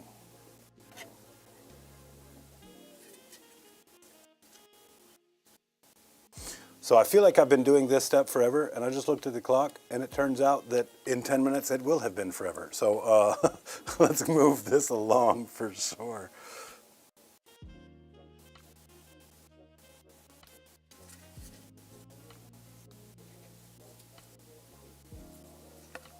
Sometimes it's like the busy work part of the paint that can be really just sap the motivation. You get excited for something and then you're like, well, I'm going to spend the next hour just doing a stupid thing over and over again. But as soon as we get out of this and get to start actually adding colors and depth to this thing, I think it'll be very rewarding.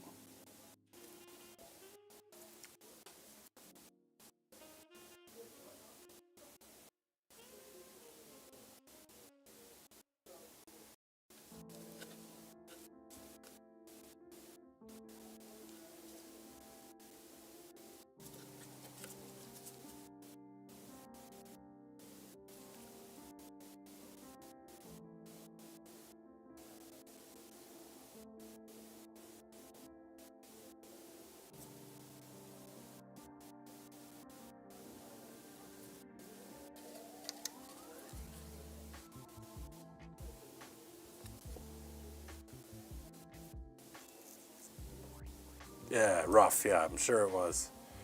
I am certain it was. You guys saw those world leaders that we just shot out of the commission studio. I did most of it myself, but there was a fair amount of time that, Cryface and I sat down at the table together and spent a couple of days straight on it. And sometimes it's just like it takes a couple of days of painting until finally at the end of those days you feel like you actually accomplished something. But the 2 days while you're doing the whole thing doesn't feel like much is being accomplished at all.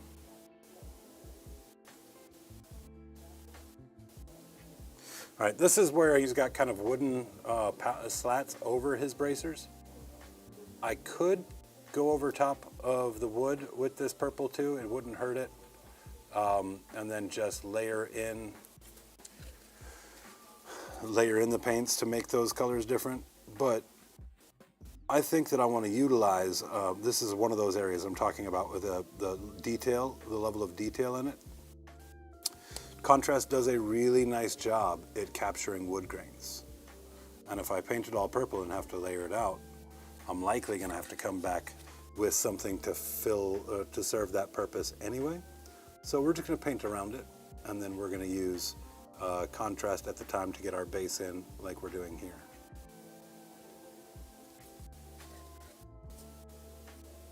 But yeah, like I said, you could go either way with it.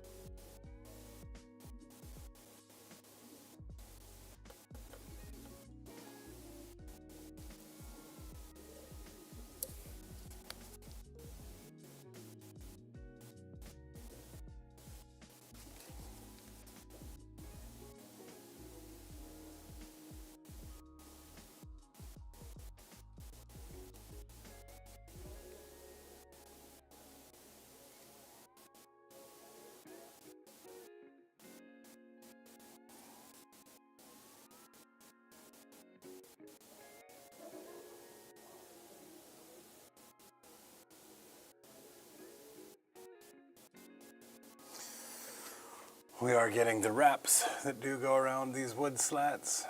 Go ahead and purple these in too real quick.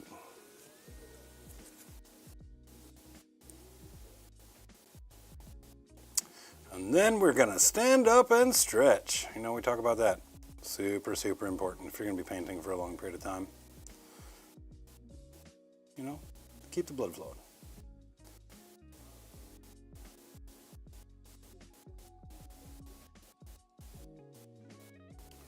I always try and make sure that I'm finishing a step. I think one of the hardest things to do in painting is momentum. Getting your momentum going on a project. That's what the thing that leads to the most slow starts and like putting off things is like, just get it started, right? And so once I've got that momentum going, I try to ride that momentum until a point at which I'll be resetting the brush or the airbrush, or you know, the technique changes, right? That way I'm not standing up from doing all this contrast blocking in just to sit back down to do the same color contrast blocking in.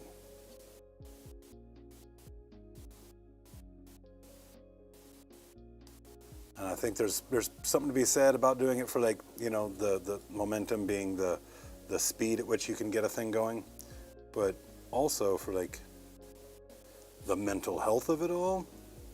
You know, I can be like, I finished that thing. I can be thinking about what the next step is, you know, and I can kind of use that to celebrate a milestone, no matter how trivial.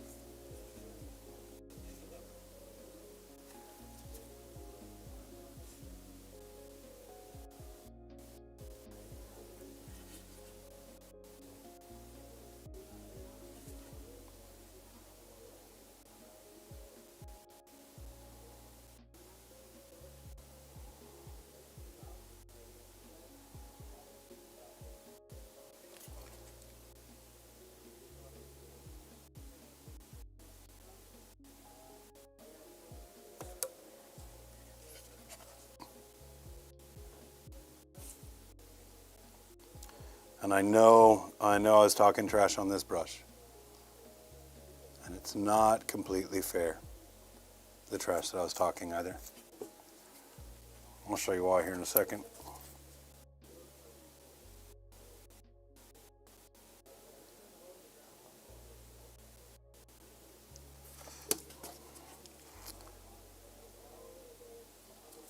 Again, this is why we varnish right here.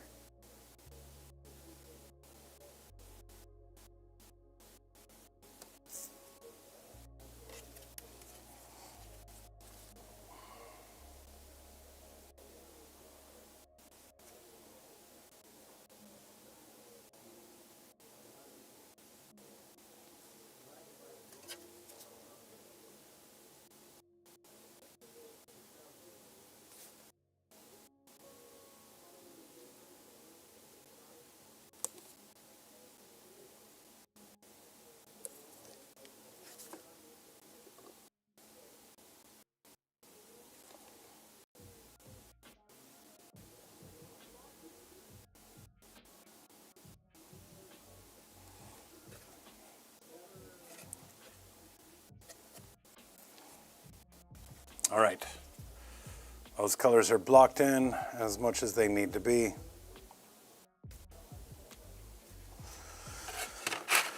It's got Skeletor vibes going on right now, guys. Anybody else picking up on that? Yeah, say yeah. The more you know. All right, let's stretch it up and catch up on this chat.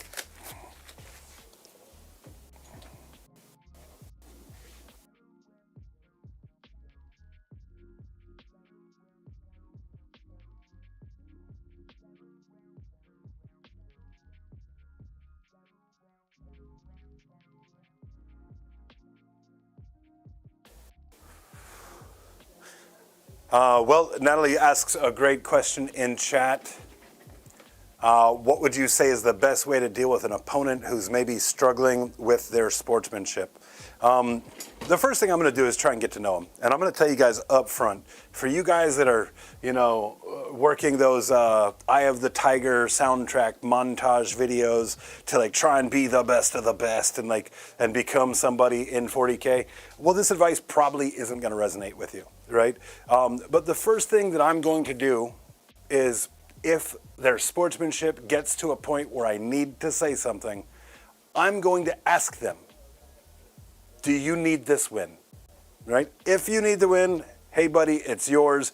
I'm more concerned with you having a good time at this event than my showing at the event. Now, what I have found was that well over 90% of the time, if I ask my opponent that question there, it makes them aware of their behavior.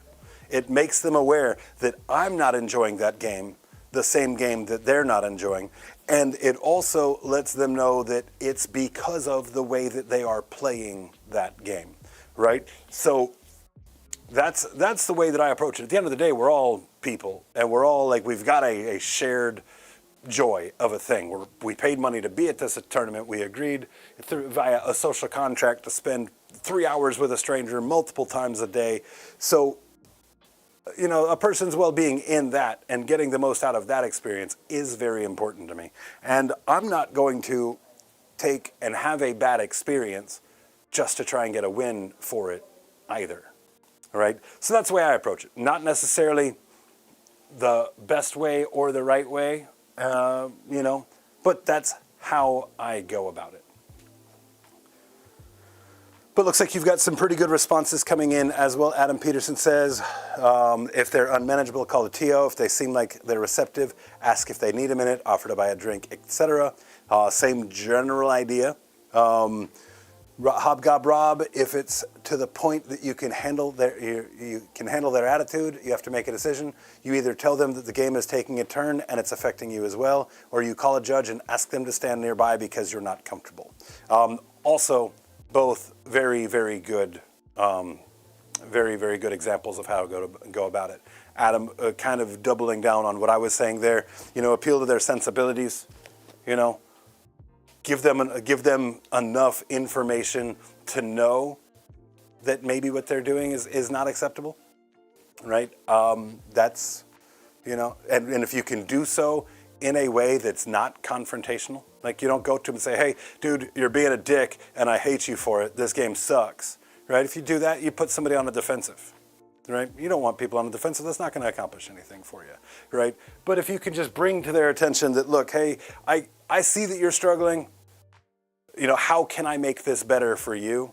A lot of times people aren't going to want you to put yourself out for that. And I've actually walked away from tables that could have been very, very bad, very contentious games. And instead I've walked away with somebody who, I still talk to here and there. I see at events, I shake their hand, and if I pair into them at an event, I'm sure I'd have a good time as well. So a little bit of grace and patience, but also, find a way to deliver that message to them in a way that doesn't just incite them outright. Well, and if you're playing a game with a clock, Ms. Natalie Hill, it's going to make that sportsmanship hill even tougher to climb in many cases, because as soon as dice results start rolling up, or as soon as attempts come up as a failure, people are already under the pressure, and every second ticking off that clock just kind of adds to that pressure, right? So, that is a slightly different game of 40K, right? Now, if it's your opponent who insisted that you guys use the clock and they proceed to be a dickhead, that probably tells you enough about that person that you need to know. And those types of games, a lot of times, I'll just walk away from and say, hey, look, here's your handshake. I'm done with the game. I would way rather sit around, rest up, and get ready for the next games than sit here and not enjoy playing this one with you.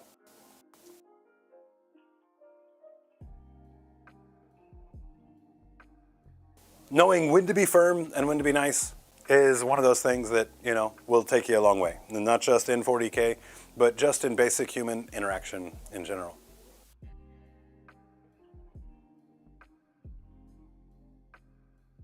I can't believe that all we've done is a little bit of dry brushing and purple contrast.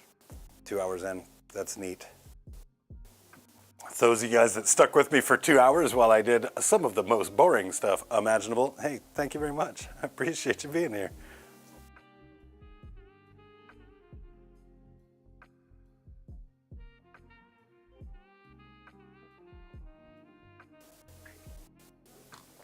Yeah, but at an event, man, you got to kind of put yourself in other people's shoes too.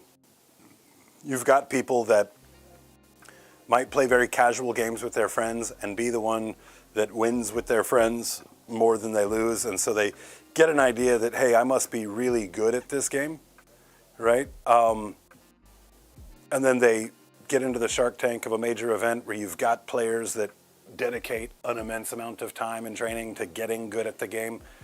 And they don't get to see all the work those other people did. And so to be able to tell the difference between the efforts they made versus the efforts of that person who does consistently win, right, is kind of lost on them. So I find that those are the types of players that more commonly are going to create the potential of a bad game than people who have been playing for a while that are very good at the game and are well traveled with the game. Yep, Shoelace, my main advocate here. Let's keep asking more questions to get him off task. Joke's on you. I'm just here to hang out with everybody anyway. If we happen to paint some shit along the way, awesome.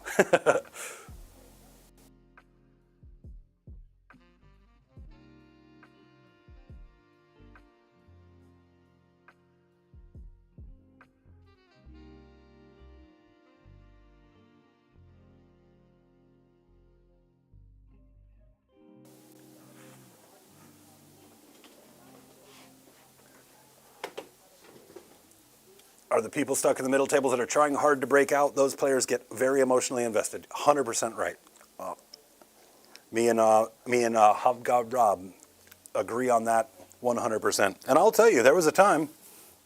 Rob actually remembers it. The second GW Open event took place in NOLA, and when I went to NOLA on a brand new Orc book for 9th edition, I was at like 27 wins and 1 loss on that Orc book.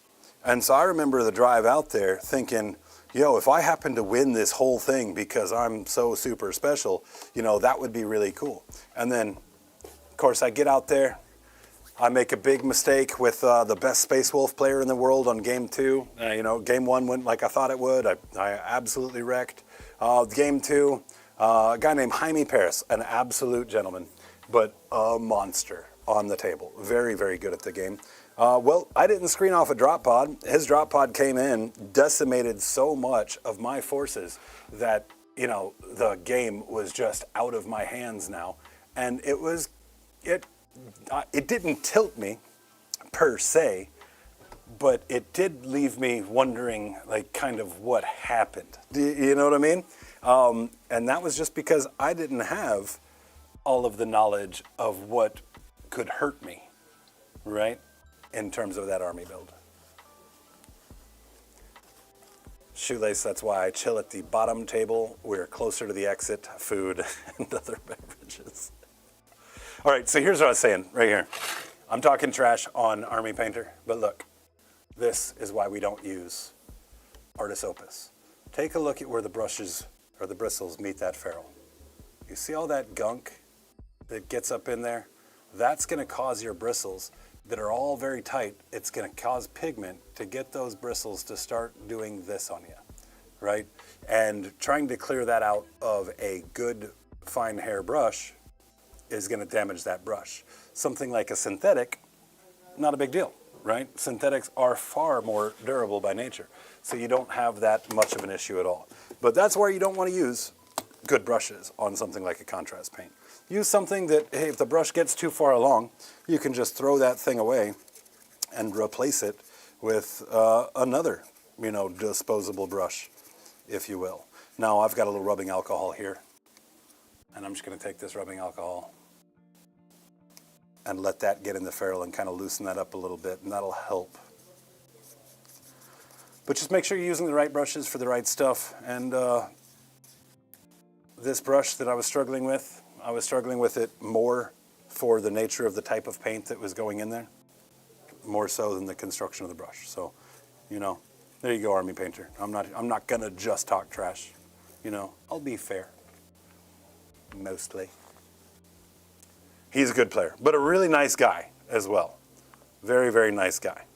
And at that time, for those of you guys that don't remember, that was the event that basically got buggies and flyers nerfed across the meta as a whole, right? The Orc flyer buggy list was so oppressive there that, when a guy like Jaime Paris playing Space Wolves sees that he's playing into these super abusive Orcs, he was, he had a hill to climb, if you will.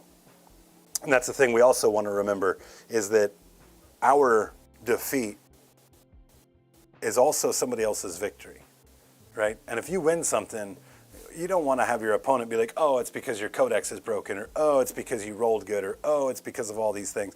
You don't want to have somebody do that and kind of diminish that accomplishment for you, right? You want people to like still be able to congratulate you so you can continue to feel good and not have to worry about like somebody else feeling bad, right?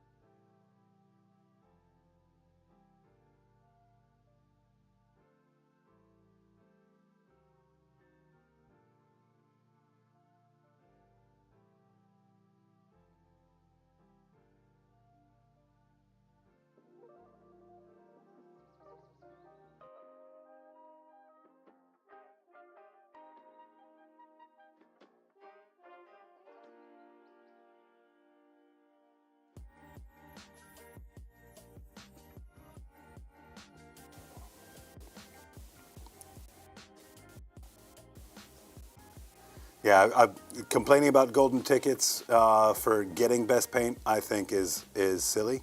I think that the hardest thing to do in the hobby is Paragon.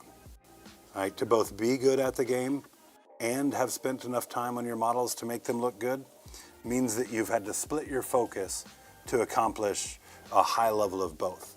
Because you're not going to win best paint for having just an above average army. You're not going to win an event for being just an above average painter or an above average player. You're going to have to spend a fair amount of time in both of them in order to accomplish something like that, right? So I think that art should be celebrated, and I think that things like those golden tickets should go to artists equally to players, but I also think that people that do both are the real icons of the chase, right? I think that, you know, if Worlds was filled out with Paragon players over competitive players, I think it would speak more to the full picture, right? The big picture of competitive 40K.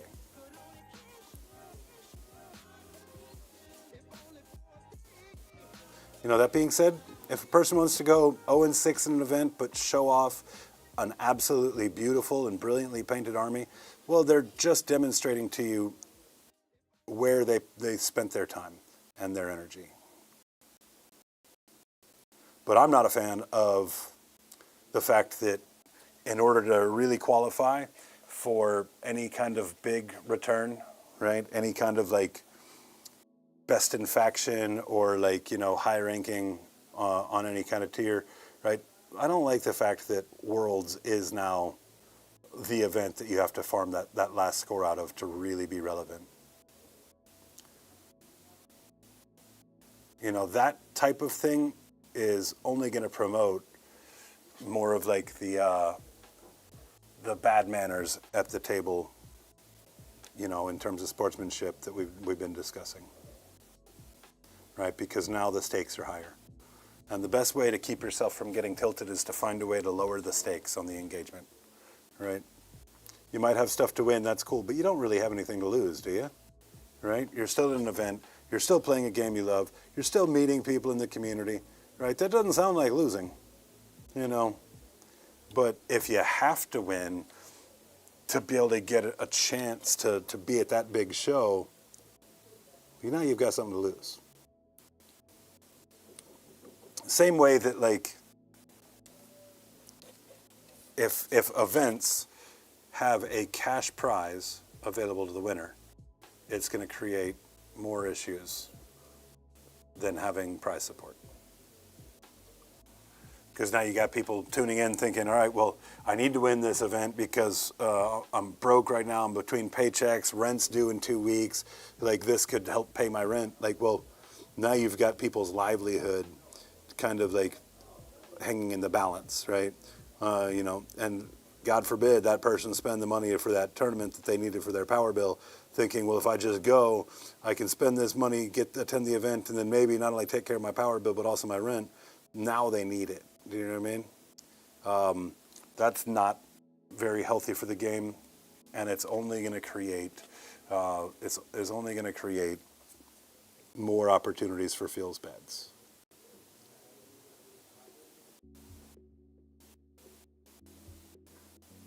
We had a guy that was watching the Cave Rep show for a little while out of New Orleans that called me up one day to trash talk one of the guys that's in the club that was TOing an event who, you know, basically agreed to TO the event last minute when the other TO wouldn't do it or couldn't do it for whatever reason. And, you know, just a situation where he made a call that made somebody feel like they lost the whole event because of it. And they got mad and called me to report this player's bad behavior as a judge at an event.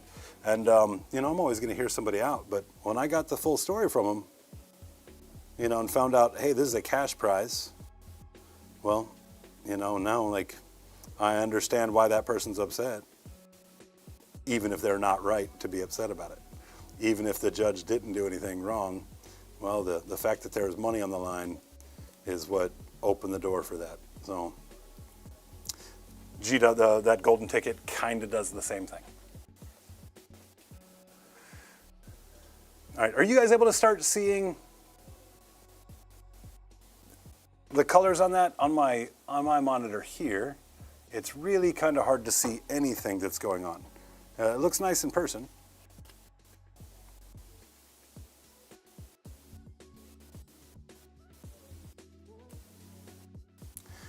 Yeah, but that being said, one of the things that I've wanted to see happen, and even talked about trying to make it happen, would be an exhibition event that is a cash prize event, that is an invitation-only event, that has zero bearings on, the ITC or anything like that, but something that we could get a bunch of sponsors behind and have a $5,000, top player purse, and, maybe a total of $10,000 in total to go to different prize support that is cash, right?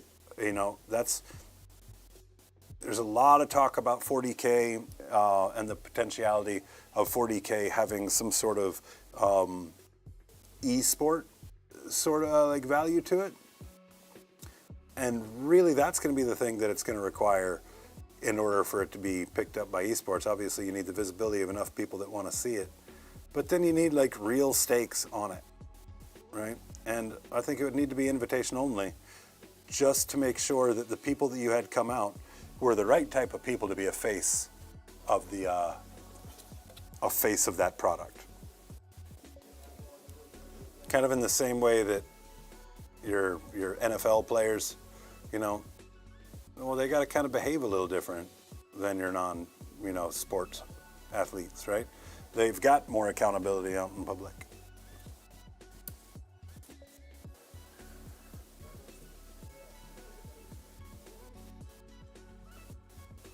It doesn't help that GW events can't enforce behavior based on infractions. I'll make list decisions to get my stuff in at times, yeah. So you can basically get away with anything short of physical violence. Not wrong. Rob probably remembers he was a TO at that Orlando event for GW. And I had a previous situation with a player that's in our region where he cheated me at an event.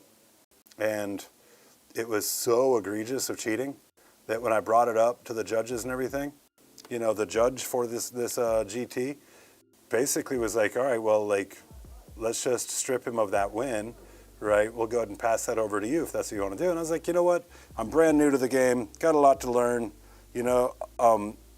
just make sure he knows that we know, and we'll leave it as is. I don't need to take the win on the technicality, right? Ran into him at that GW event. He paired into one of our guys. He had a game with one of our guys similar to the game that he gave me. And so I confronted him in a way that had, I don't know, what Rob, 4 or 5 of the judge staff that were all within earshot of my conversation with him, just in the event that I decided to choke slam him into a table, because I may very well have, depending on how it all went. And there was no negative repercussions from that. Now, even though I was in the right to a degree, I wasn't in the right wholly and completely. And at that point, I had no interest in being a community leader. I was still trying to figure out what the community was I was even involved with, right? But as a community leader, if somebody was to have behaved kind of in the way that I behaved at that event, I would have had to have a conversation with them about what is and is not acceptable. GW? Nah, man, GW don't care. Did you pay for your ticket price to get here? Cool. I wish they were better about their community leadership.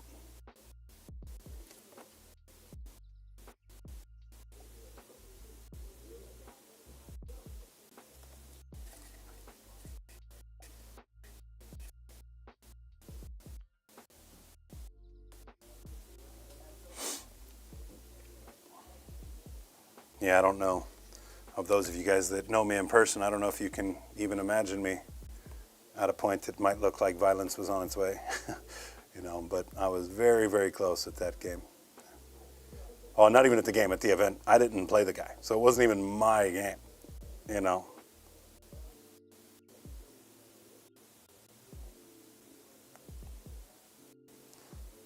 But I'm pretty sure that all the judges were in earshot when I told him he was lucky I didn't choke slam him through a table.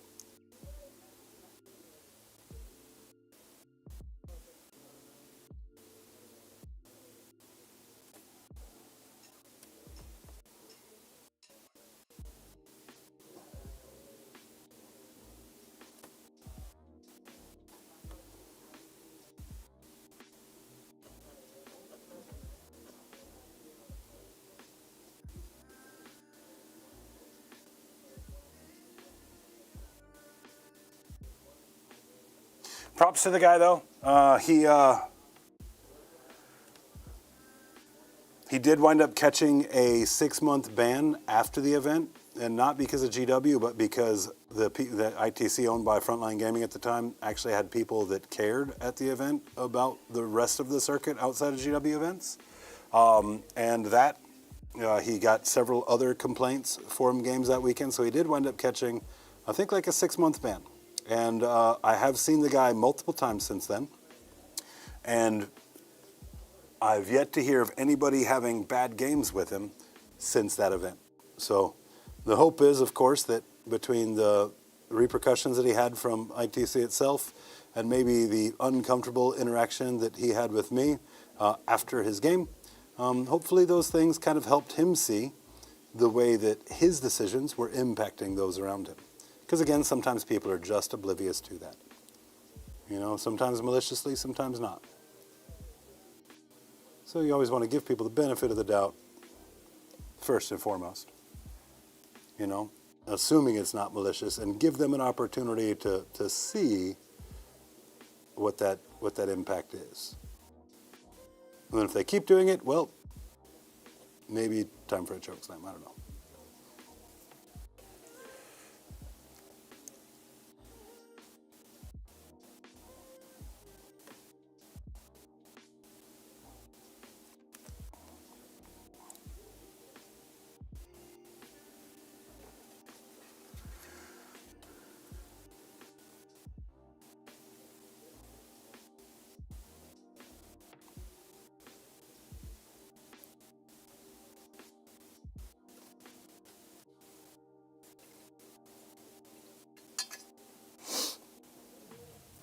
All right, plenty more to do with this color, but what I want to do is go ahead and get some of our fur cloak down right here.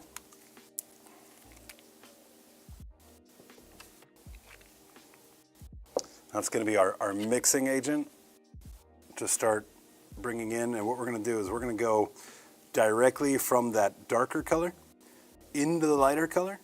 And then we're going to do a blend of the two of them after the fact, right? But for this, what we want to do is just pick out kind of where the highest points are on this cloak. Start getting the volumetric shaped in. A word you'll hear me talk about a lot, right? Defining the shape of a thing.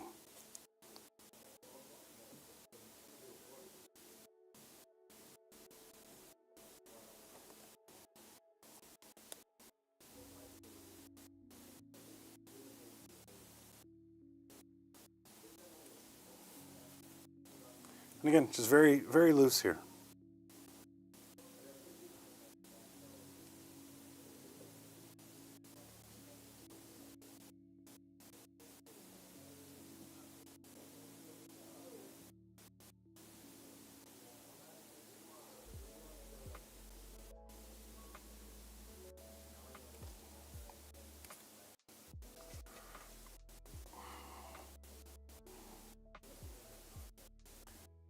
And this one I am going a little bit thinner than that Aphora red.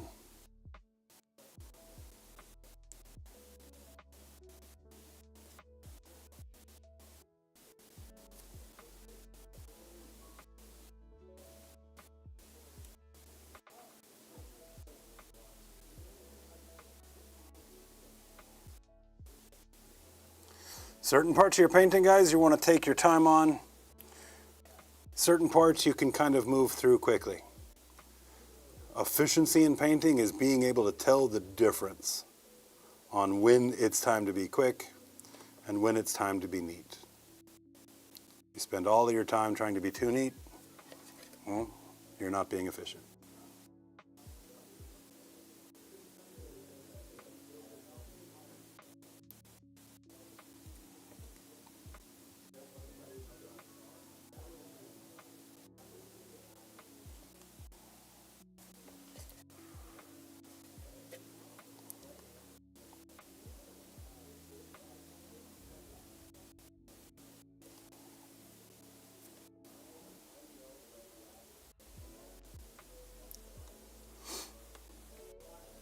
Welcome back, Jordan.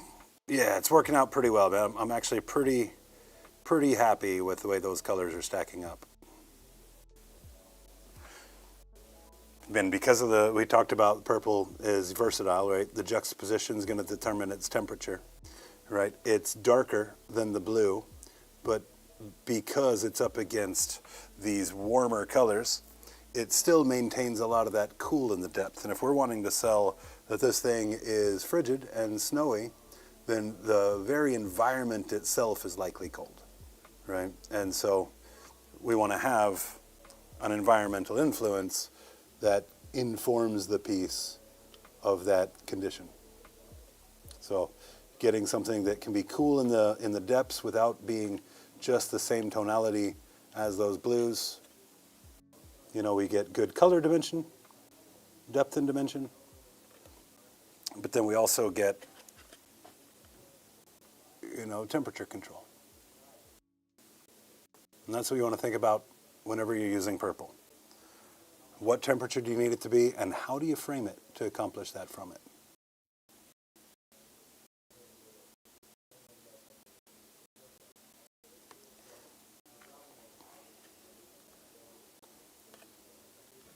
And I like to think that this leather is like, you know, leather effectively is flesh, right? In the most reductive definition. And so getting some nice fleshy tones in here with it is very nice too. And we're leaving plenty of holidays where that darker color can still show through. We're not getting full coverage here. Probably covering about 70% of it.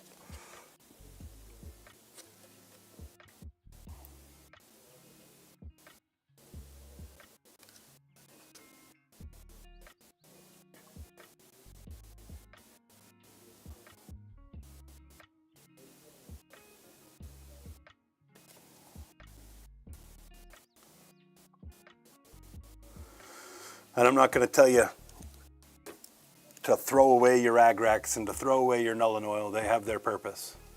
But chances are, if you're trying to shadow something, and that's the first thing you're reaching for is a Nuln Oil or an agrax, chances are there's a far more interesting option for you to go with. What's the worst case, right? You're wrong, and you have to paint something a little different. It's not a big deal.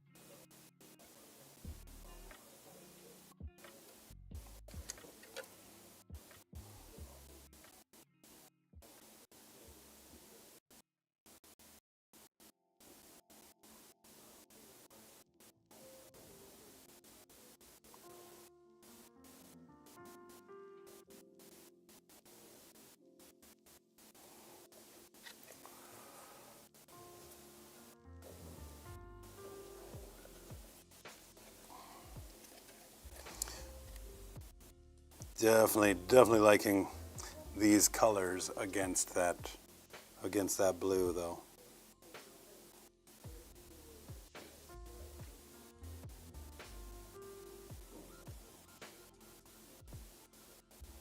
And in many ways, this is like a value sketch in itself. Right? Since we're not going for super creamy blends or anything like that, we're just trying to give a hard definition outline of like, this is where the light is, this is where the light is not. And that's basically what we mean when we talk about a value sketch. It's an acknowledgement of where your darkest points are versus where your lightest points are. Those are values. How dark, how light.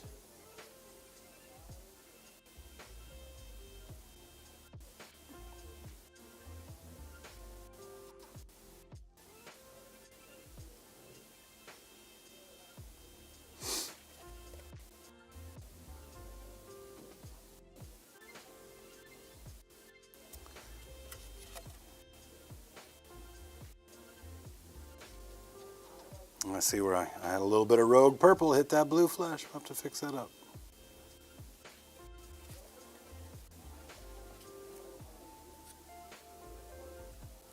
And then you'll see I'm just grabbing points and doing some like quick lines across it. What I'm doing there is I'm trying to hide the obvious brush strokes, right? Certain places where you can see where the bristles hit down and it's rounded. Well, if we can knock the roundedness off of that, it helps hide the brush stroke a little bit, which helps kind of like, you know, keep our secret, if you will.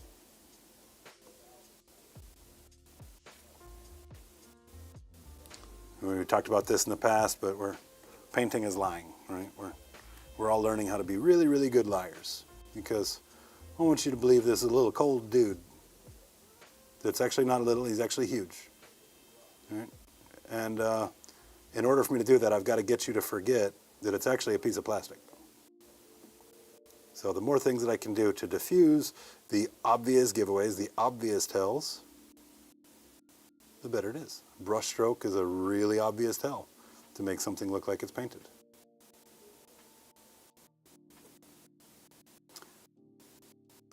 Defeating brush strokes is even more important than a nice creamy blend.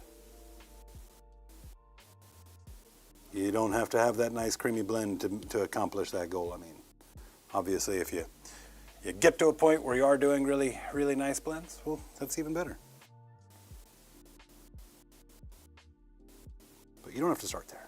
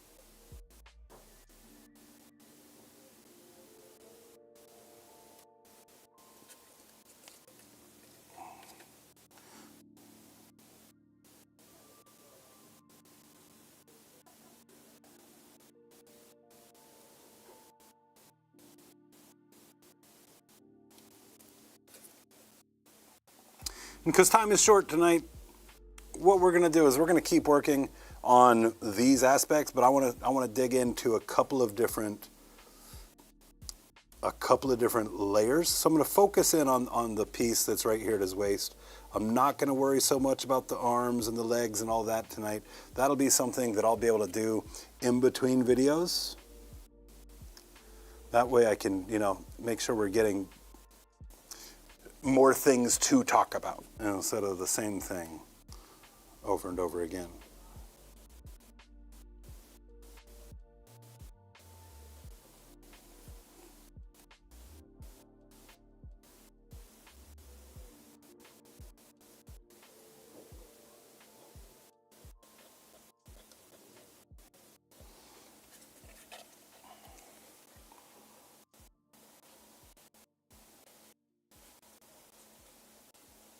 Are you going to stipple on for texture as well? I probably will be doing some stippling.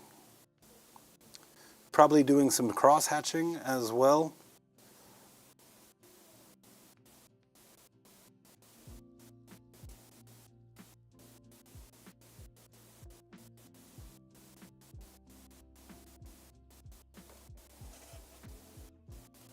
All right, so let's go ahead and start mixing a bit. Let's take some of this. Let's take some of this. Let's get ourselves a nice middle ground.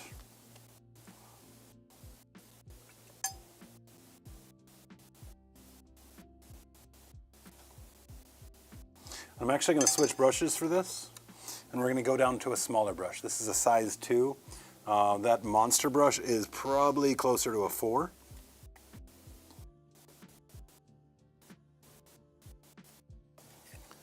All right, and then let's start breaking up some of this. We're going to add some of this mixed color along the sides and ridges of where we want the brightest points to be and where we want the darkest points to be, to kind of help serve to blend.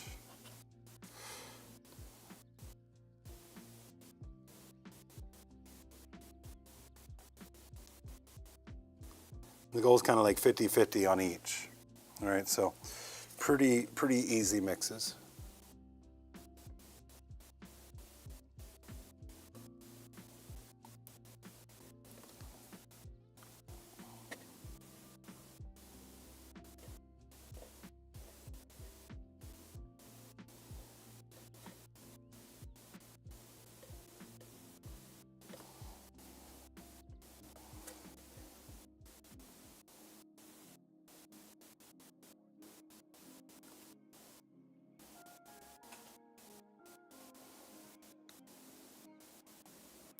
Man, this wet palette looks messy on that camera.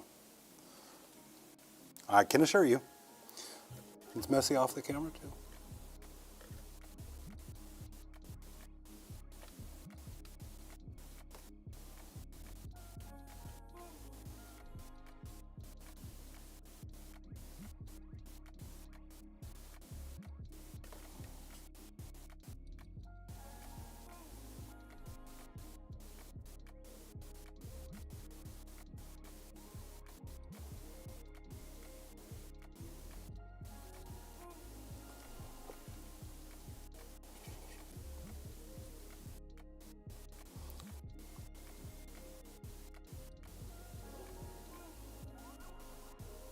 So think about this as kind of like we want this to be the middle ground between the lightest and the darkest.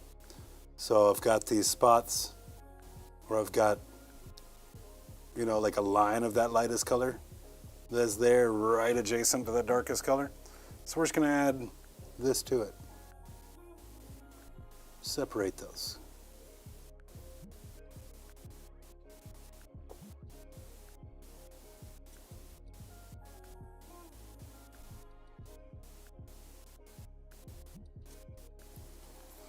Miss Natalie, I got to go eat tacos at my taco spot before stream tonight.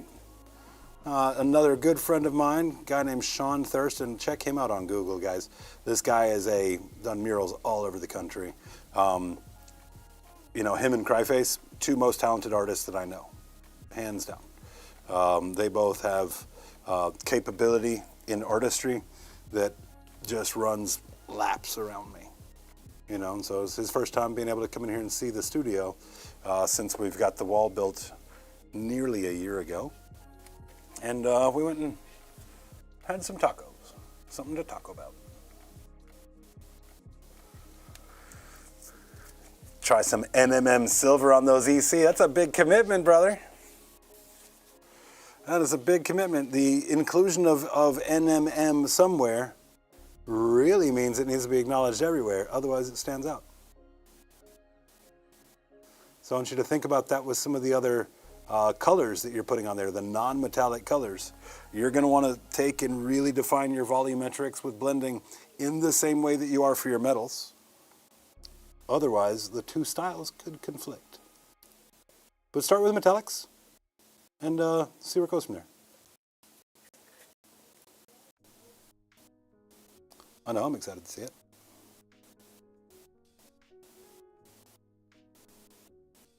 I don't know how many of you guys have gotten to see Jordan's work. He is quite good as well.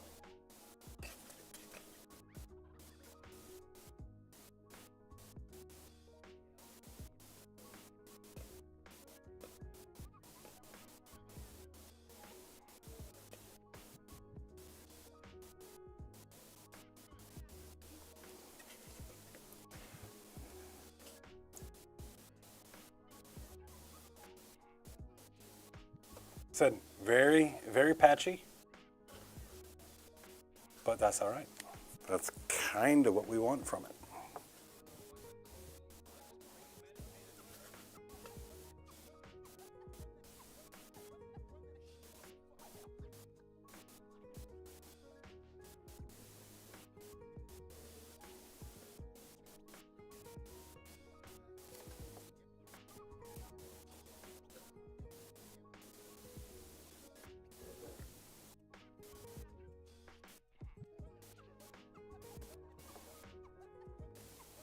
Again, we want it right next to the darkest spot.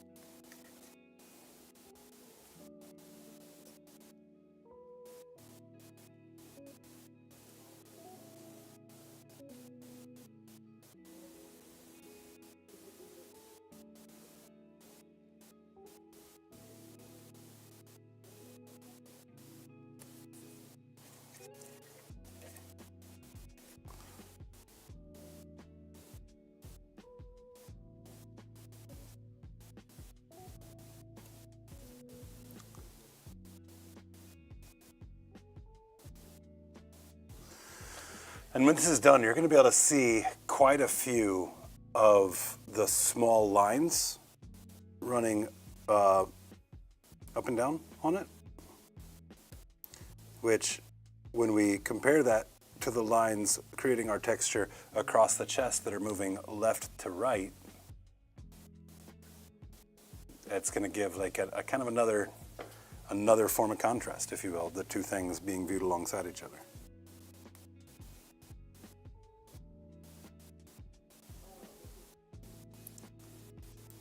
So kind of the finer you can get those lines and more consistent, the better.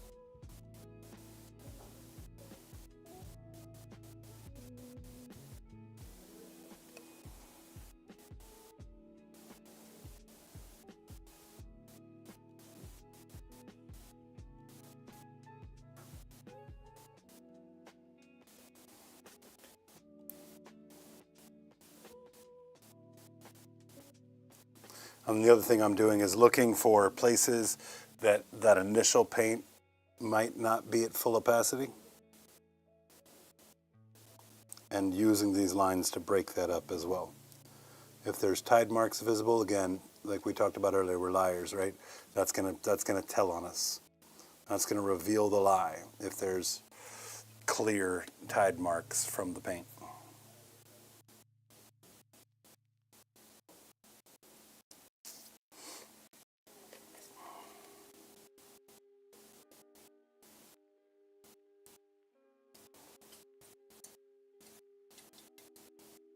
I'm going to come back in with this darkest color again. We're going to thin it down real nice to get some decent lines off of it. We're We're going to come back in and just reinforce some of those darker spots.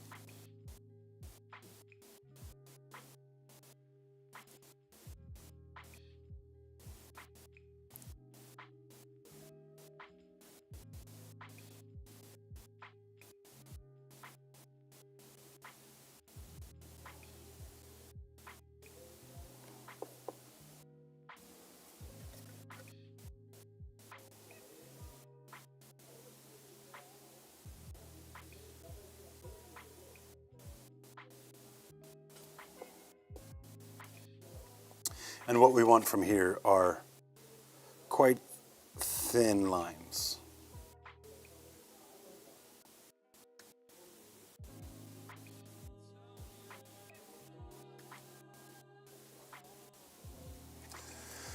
We didn't do much to delete the opacity or dilute the opacity on it. So it should be going on with pretty decent coverage.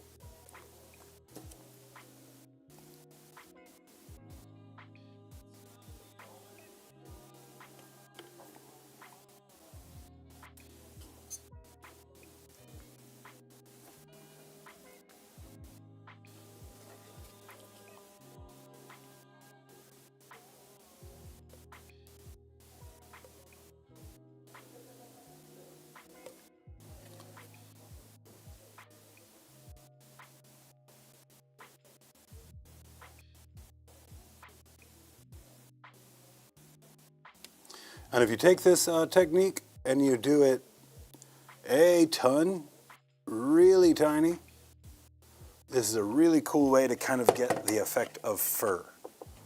On a flat surface, you wanted to paint like a cloak that kind of looked like a fur cloak from a distance. That's going to rely on you being able to make very, very thin lines consistently across a thing.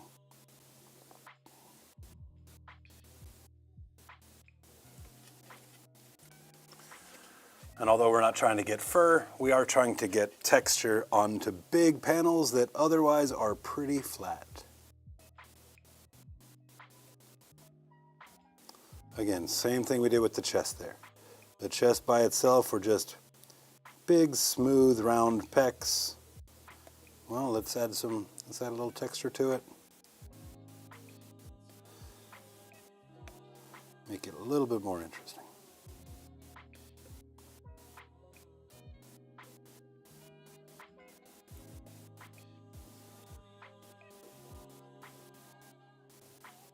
Again, doesn't take a bunch of brush control. It takes a little bit. But we're not freehanding, right? Let's see what we can get here. Show off.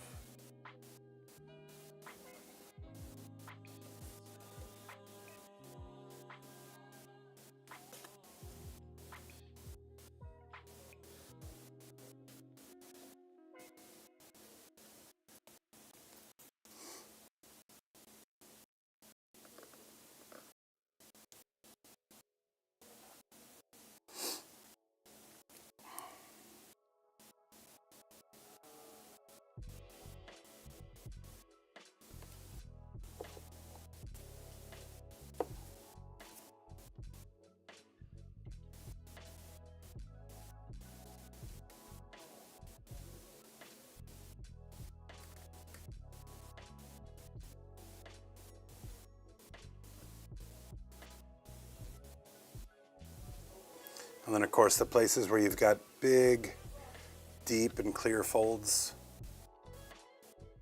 you know, we just get it in there to drop it in there to enhance that shadow.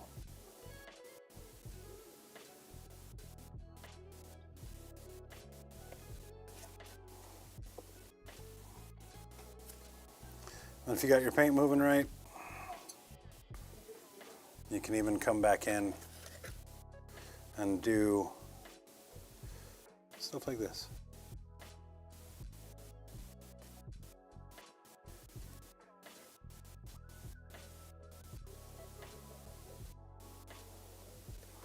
Represent the scratches that might be on the surface of the thing.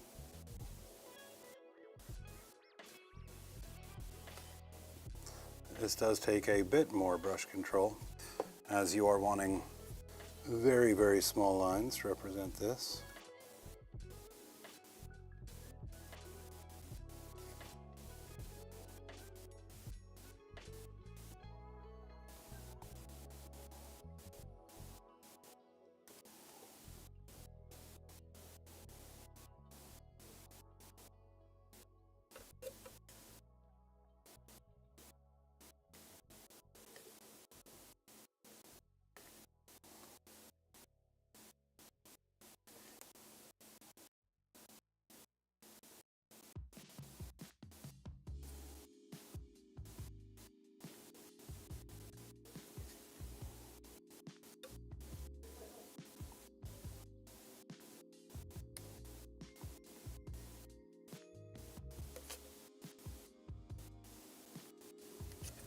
Of course, these just representing scratches in that leather.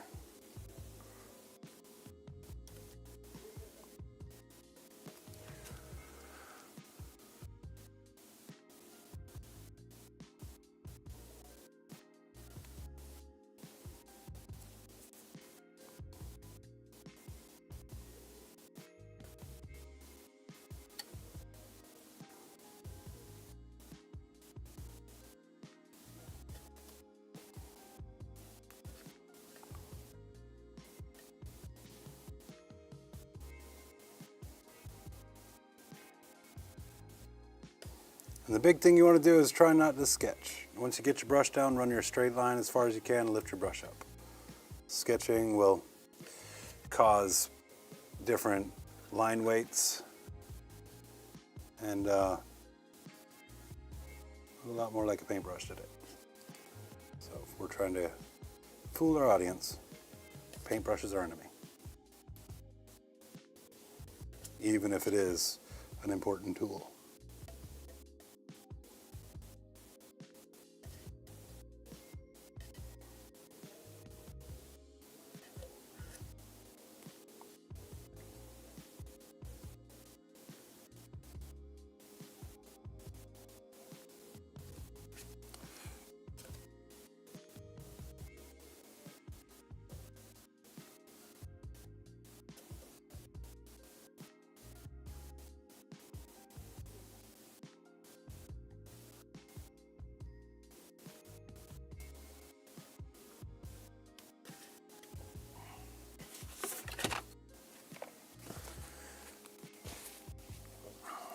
Okay, and then let's come back over here into, that's a little bit too yellow. Let's go into something that would be like a pretty rich flesh tone.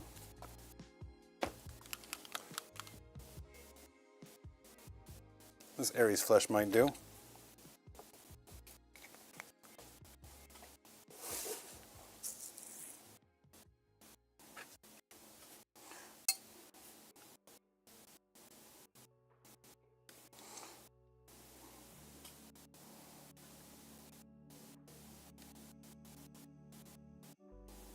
Probably a little too thin, a little bit. Pull off from the side there. Cool. And I'll take and add some detail back to some of these edges. And then depending on how this color looks, what we might do is add a few additional scratches.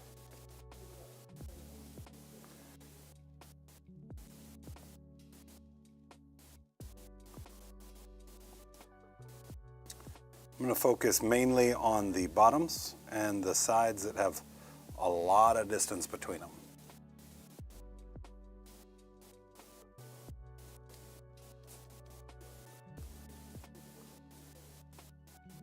Also, I hate edge highlighting.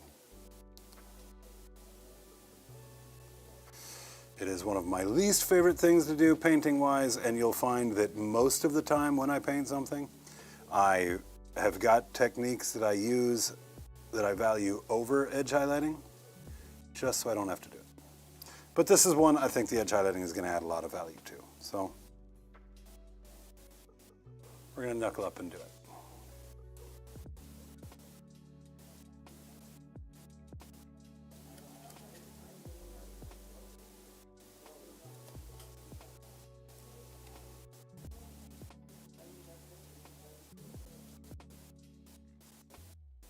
Of course, the worst part is when you can't really get the angle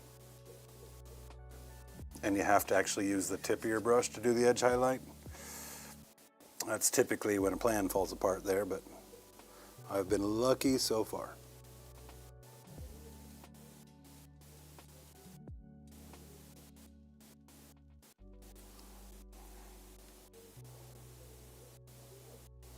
All right, so let's see here. Let's see here.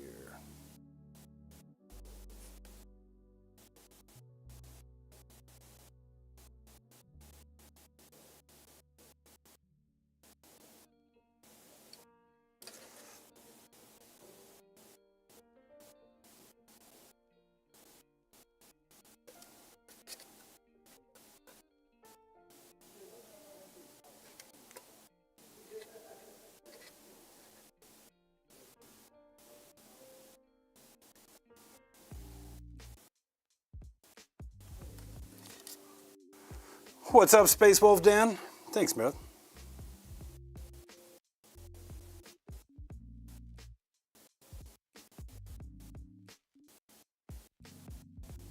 It definitely harkens back more so to the Stampa video, right? You have a lot of the stuff we did on the old Hobby Pants was stuff we could kind of get done in a session. You know, the Zodgrod and the War Boss and the Big Mech, like that was primarily like a single stream that got those painted. And this is gonna be three or four pretty easily.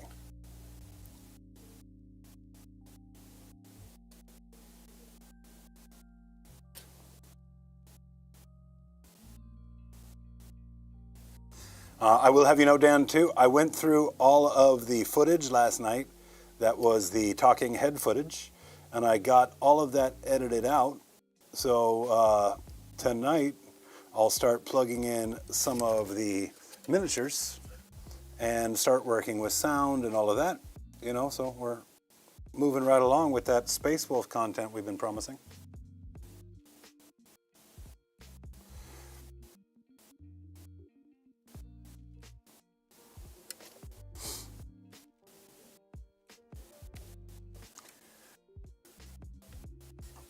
All right, Natalie, great to see you. Yeah, give me a holler about tomorrow.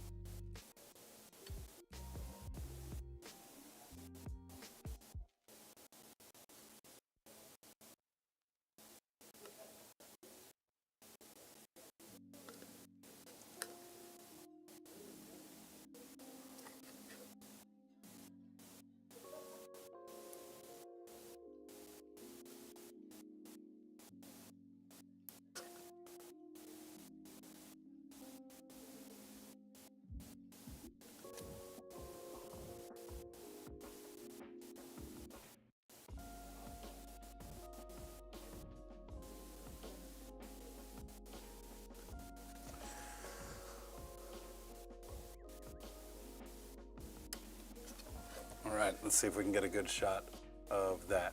And it's starting to take shape now.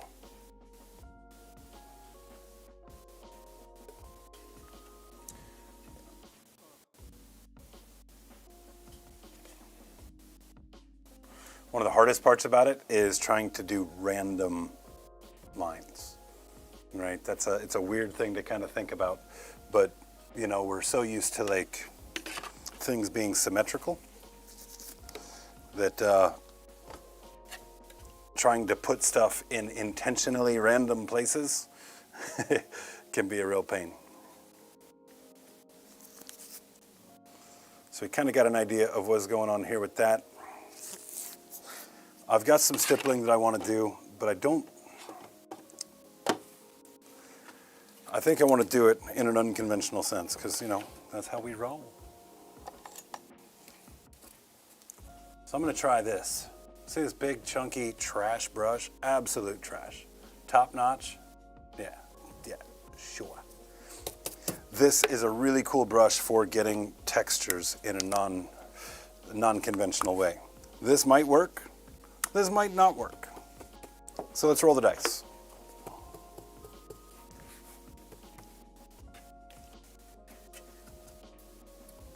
It feels very clean, and so we're just going to take and stipple. This is Gargant fur,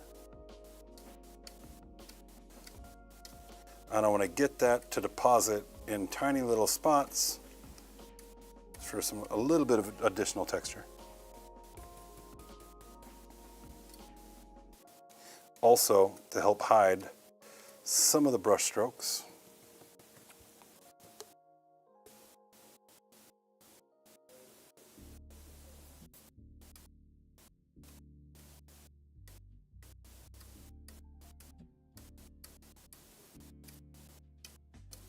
Soften it all up just a little bit.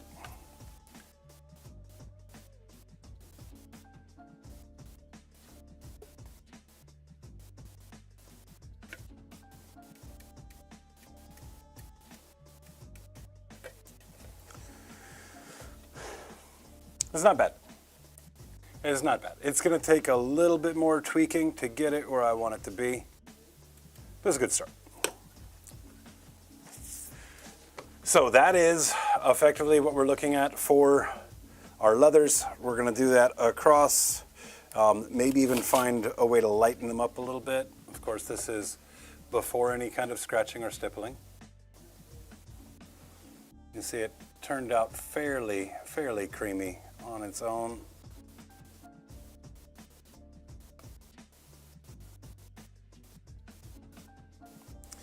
And I also am going to need to do something about the depth, right? Let me actually see here.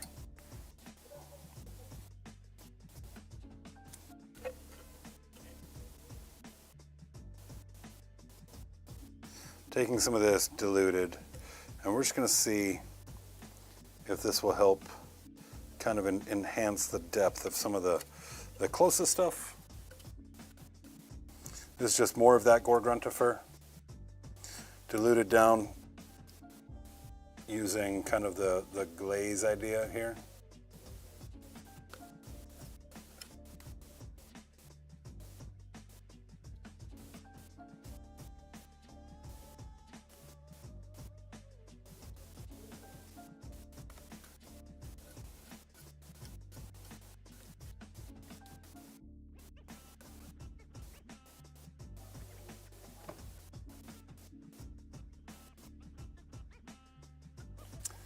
The other thing that is going to really tell all as well, there's a satin sheen to it right now with all the contrast and stuff that's in that general area.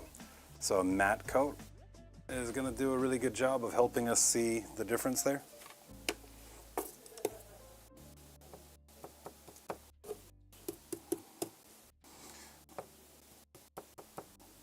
But we're going to wrap this up here in just a couple of moments.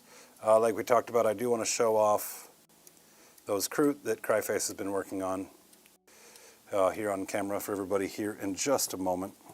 So I don't want to spend too much time here.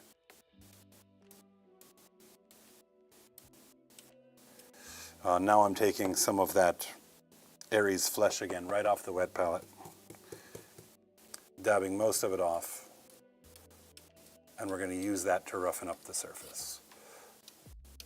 That's going to be the final step that kind of hides a lot of those brush strokes. and also represents a bit more of the leather being beat up.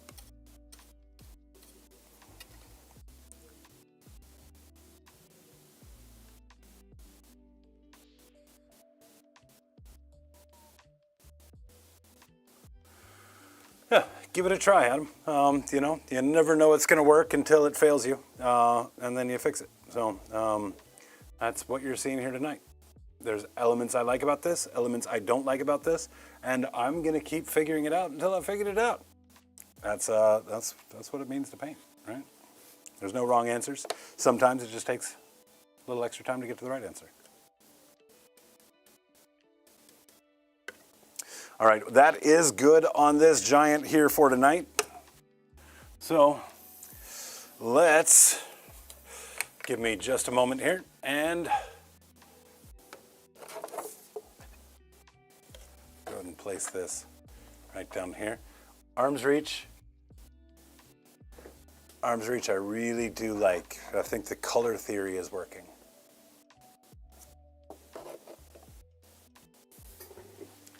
I think that blue plays really nicely alongside that brown. And I think that once you look at it from a distance, I think it fits the bill for arm's reach.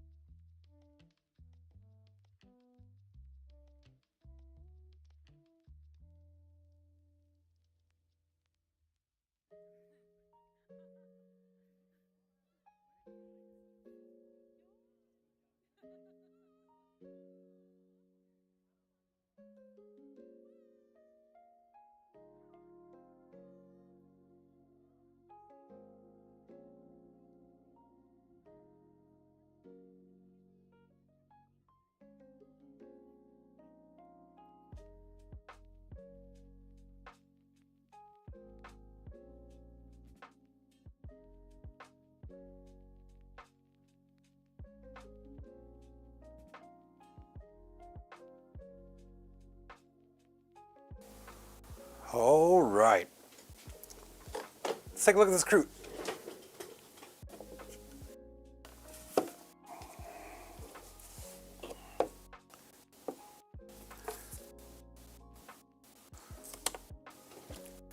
Okay, guys, so these are, as you guys may know, this is a work in progress. All of these are at different stages of completion. Let's talk about our croûte carnivore up front. All right, something like this, I think is the closest. Here we go. I think this is a better one. Now remember, these are birds of prey is the inspiration for these croûte. So we want tropical birds of various sorts, all kinds of macaw. All right, so you see we still got to do like the gun and all that kind of stuff. We've got to tidy up some things on it. But overall, the color play here is incredible. Again, this is the work of Cryface right here, Hobby Goblins. For those of you who don't know, Cryface, one of the founding members of Hobby Goblins. But things that I really like about it, you get down into the fleshy bits on their feet here, and I might not be getting enough light to really see it very well here, but there's that tiny, tiny bit of that magos that's down there in those feet alongside of a very nice fleshy color. You can kind of see in the back there. So rank and file, normally I wouldn't recommend doing this much work on something rank and file. If you've got 100 of something to paint, you know, go with something that you can replicate much easier and quicker. But those are two things Cryface does not do. He only does really, really high end. He really pushes himself with every single piece of work he does, and it's very admirable. All right, so let's look at that guy, Bouncy. Your more traditional macaw here. You know, kind of the Fruit Loops vibe.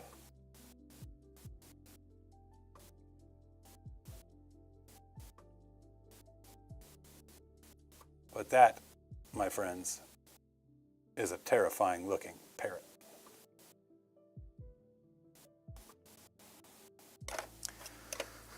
This guy's quite a bit further, but he can tell you, you can definitely tell kind of the direction it's going in terms of it being different in color schemes. This is the golden macaw, is what this is influenced by.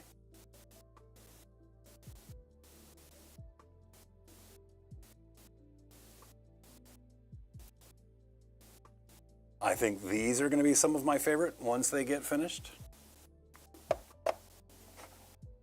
Recruit Hound's pretty simple and straightforward, right? Needs a lot of highlights and everything as well, but just going with green. That blue's likely going to move up into a lot of the pink that you see in the hair for these guys. Right, I think that's going to be pretty common along the army, is that the quills are going to be very similar in color for the most part. Now some of the stuff that's the furthest along, rider not included. I'm just going to take the rider off because he needs a lot more done to him. But these were originally influenced by the axolotl. Right, that little amphibious, aquatic lizard. Now, that of course evolved into something a lot more fantasy oriented. We wanted to, really push it out there. So each one of these guys has got kind of a different color vibe going on with the face here. You've got the blue. You've got this one, I think, is a little bit more subtle in the face there. And as such, I think it's one of my more favorite of the three. But like all the blends he's got going on, the coloring in the warts going from the pink into that very light pastel yellow works just incredibly well. And then of course the third variant.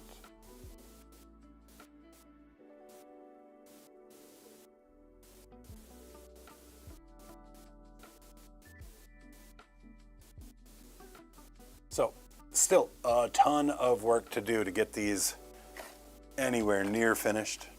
But I know John is very pleased with this commission as it is shaping up. I know that Cryface is very happy with it. And, it's not my work. It's Cryface's work. So not only am I happy with it, but I am just, once again, impressed by what he can do with pigments and the such. Yeah. Crisis averted.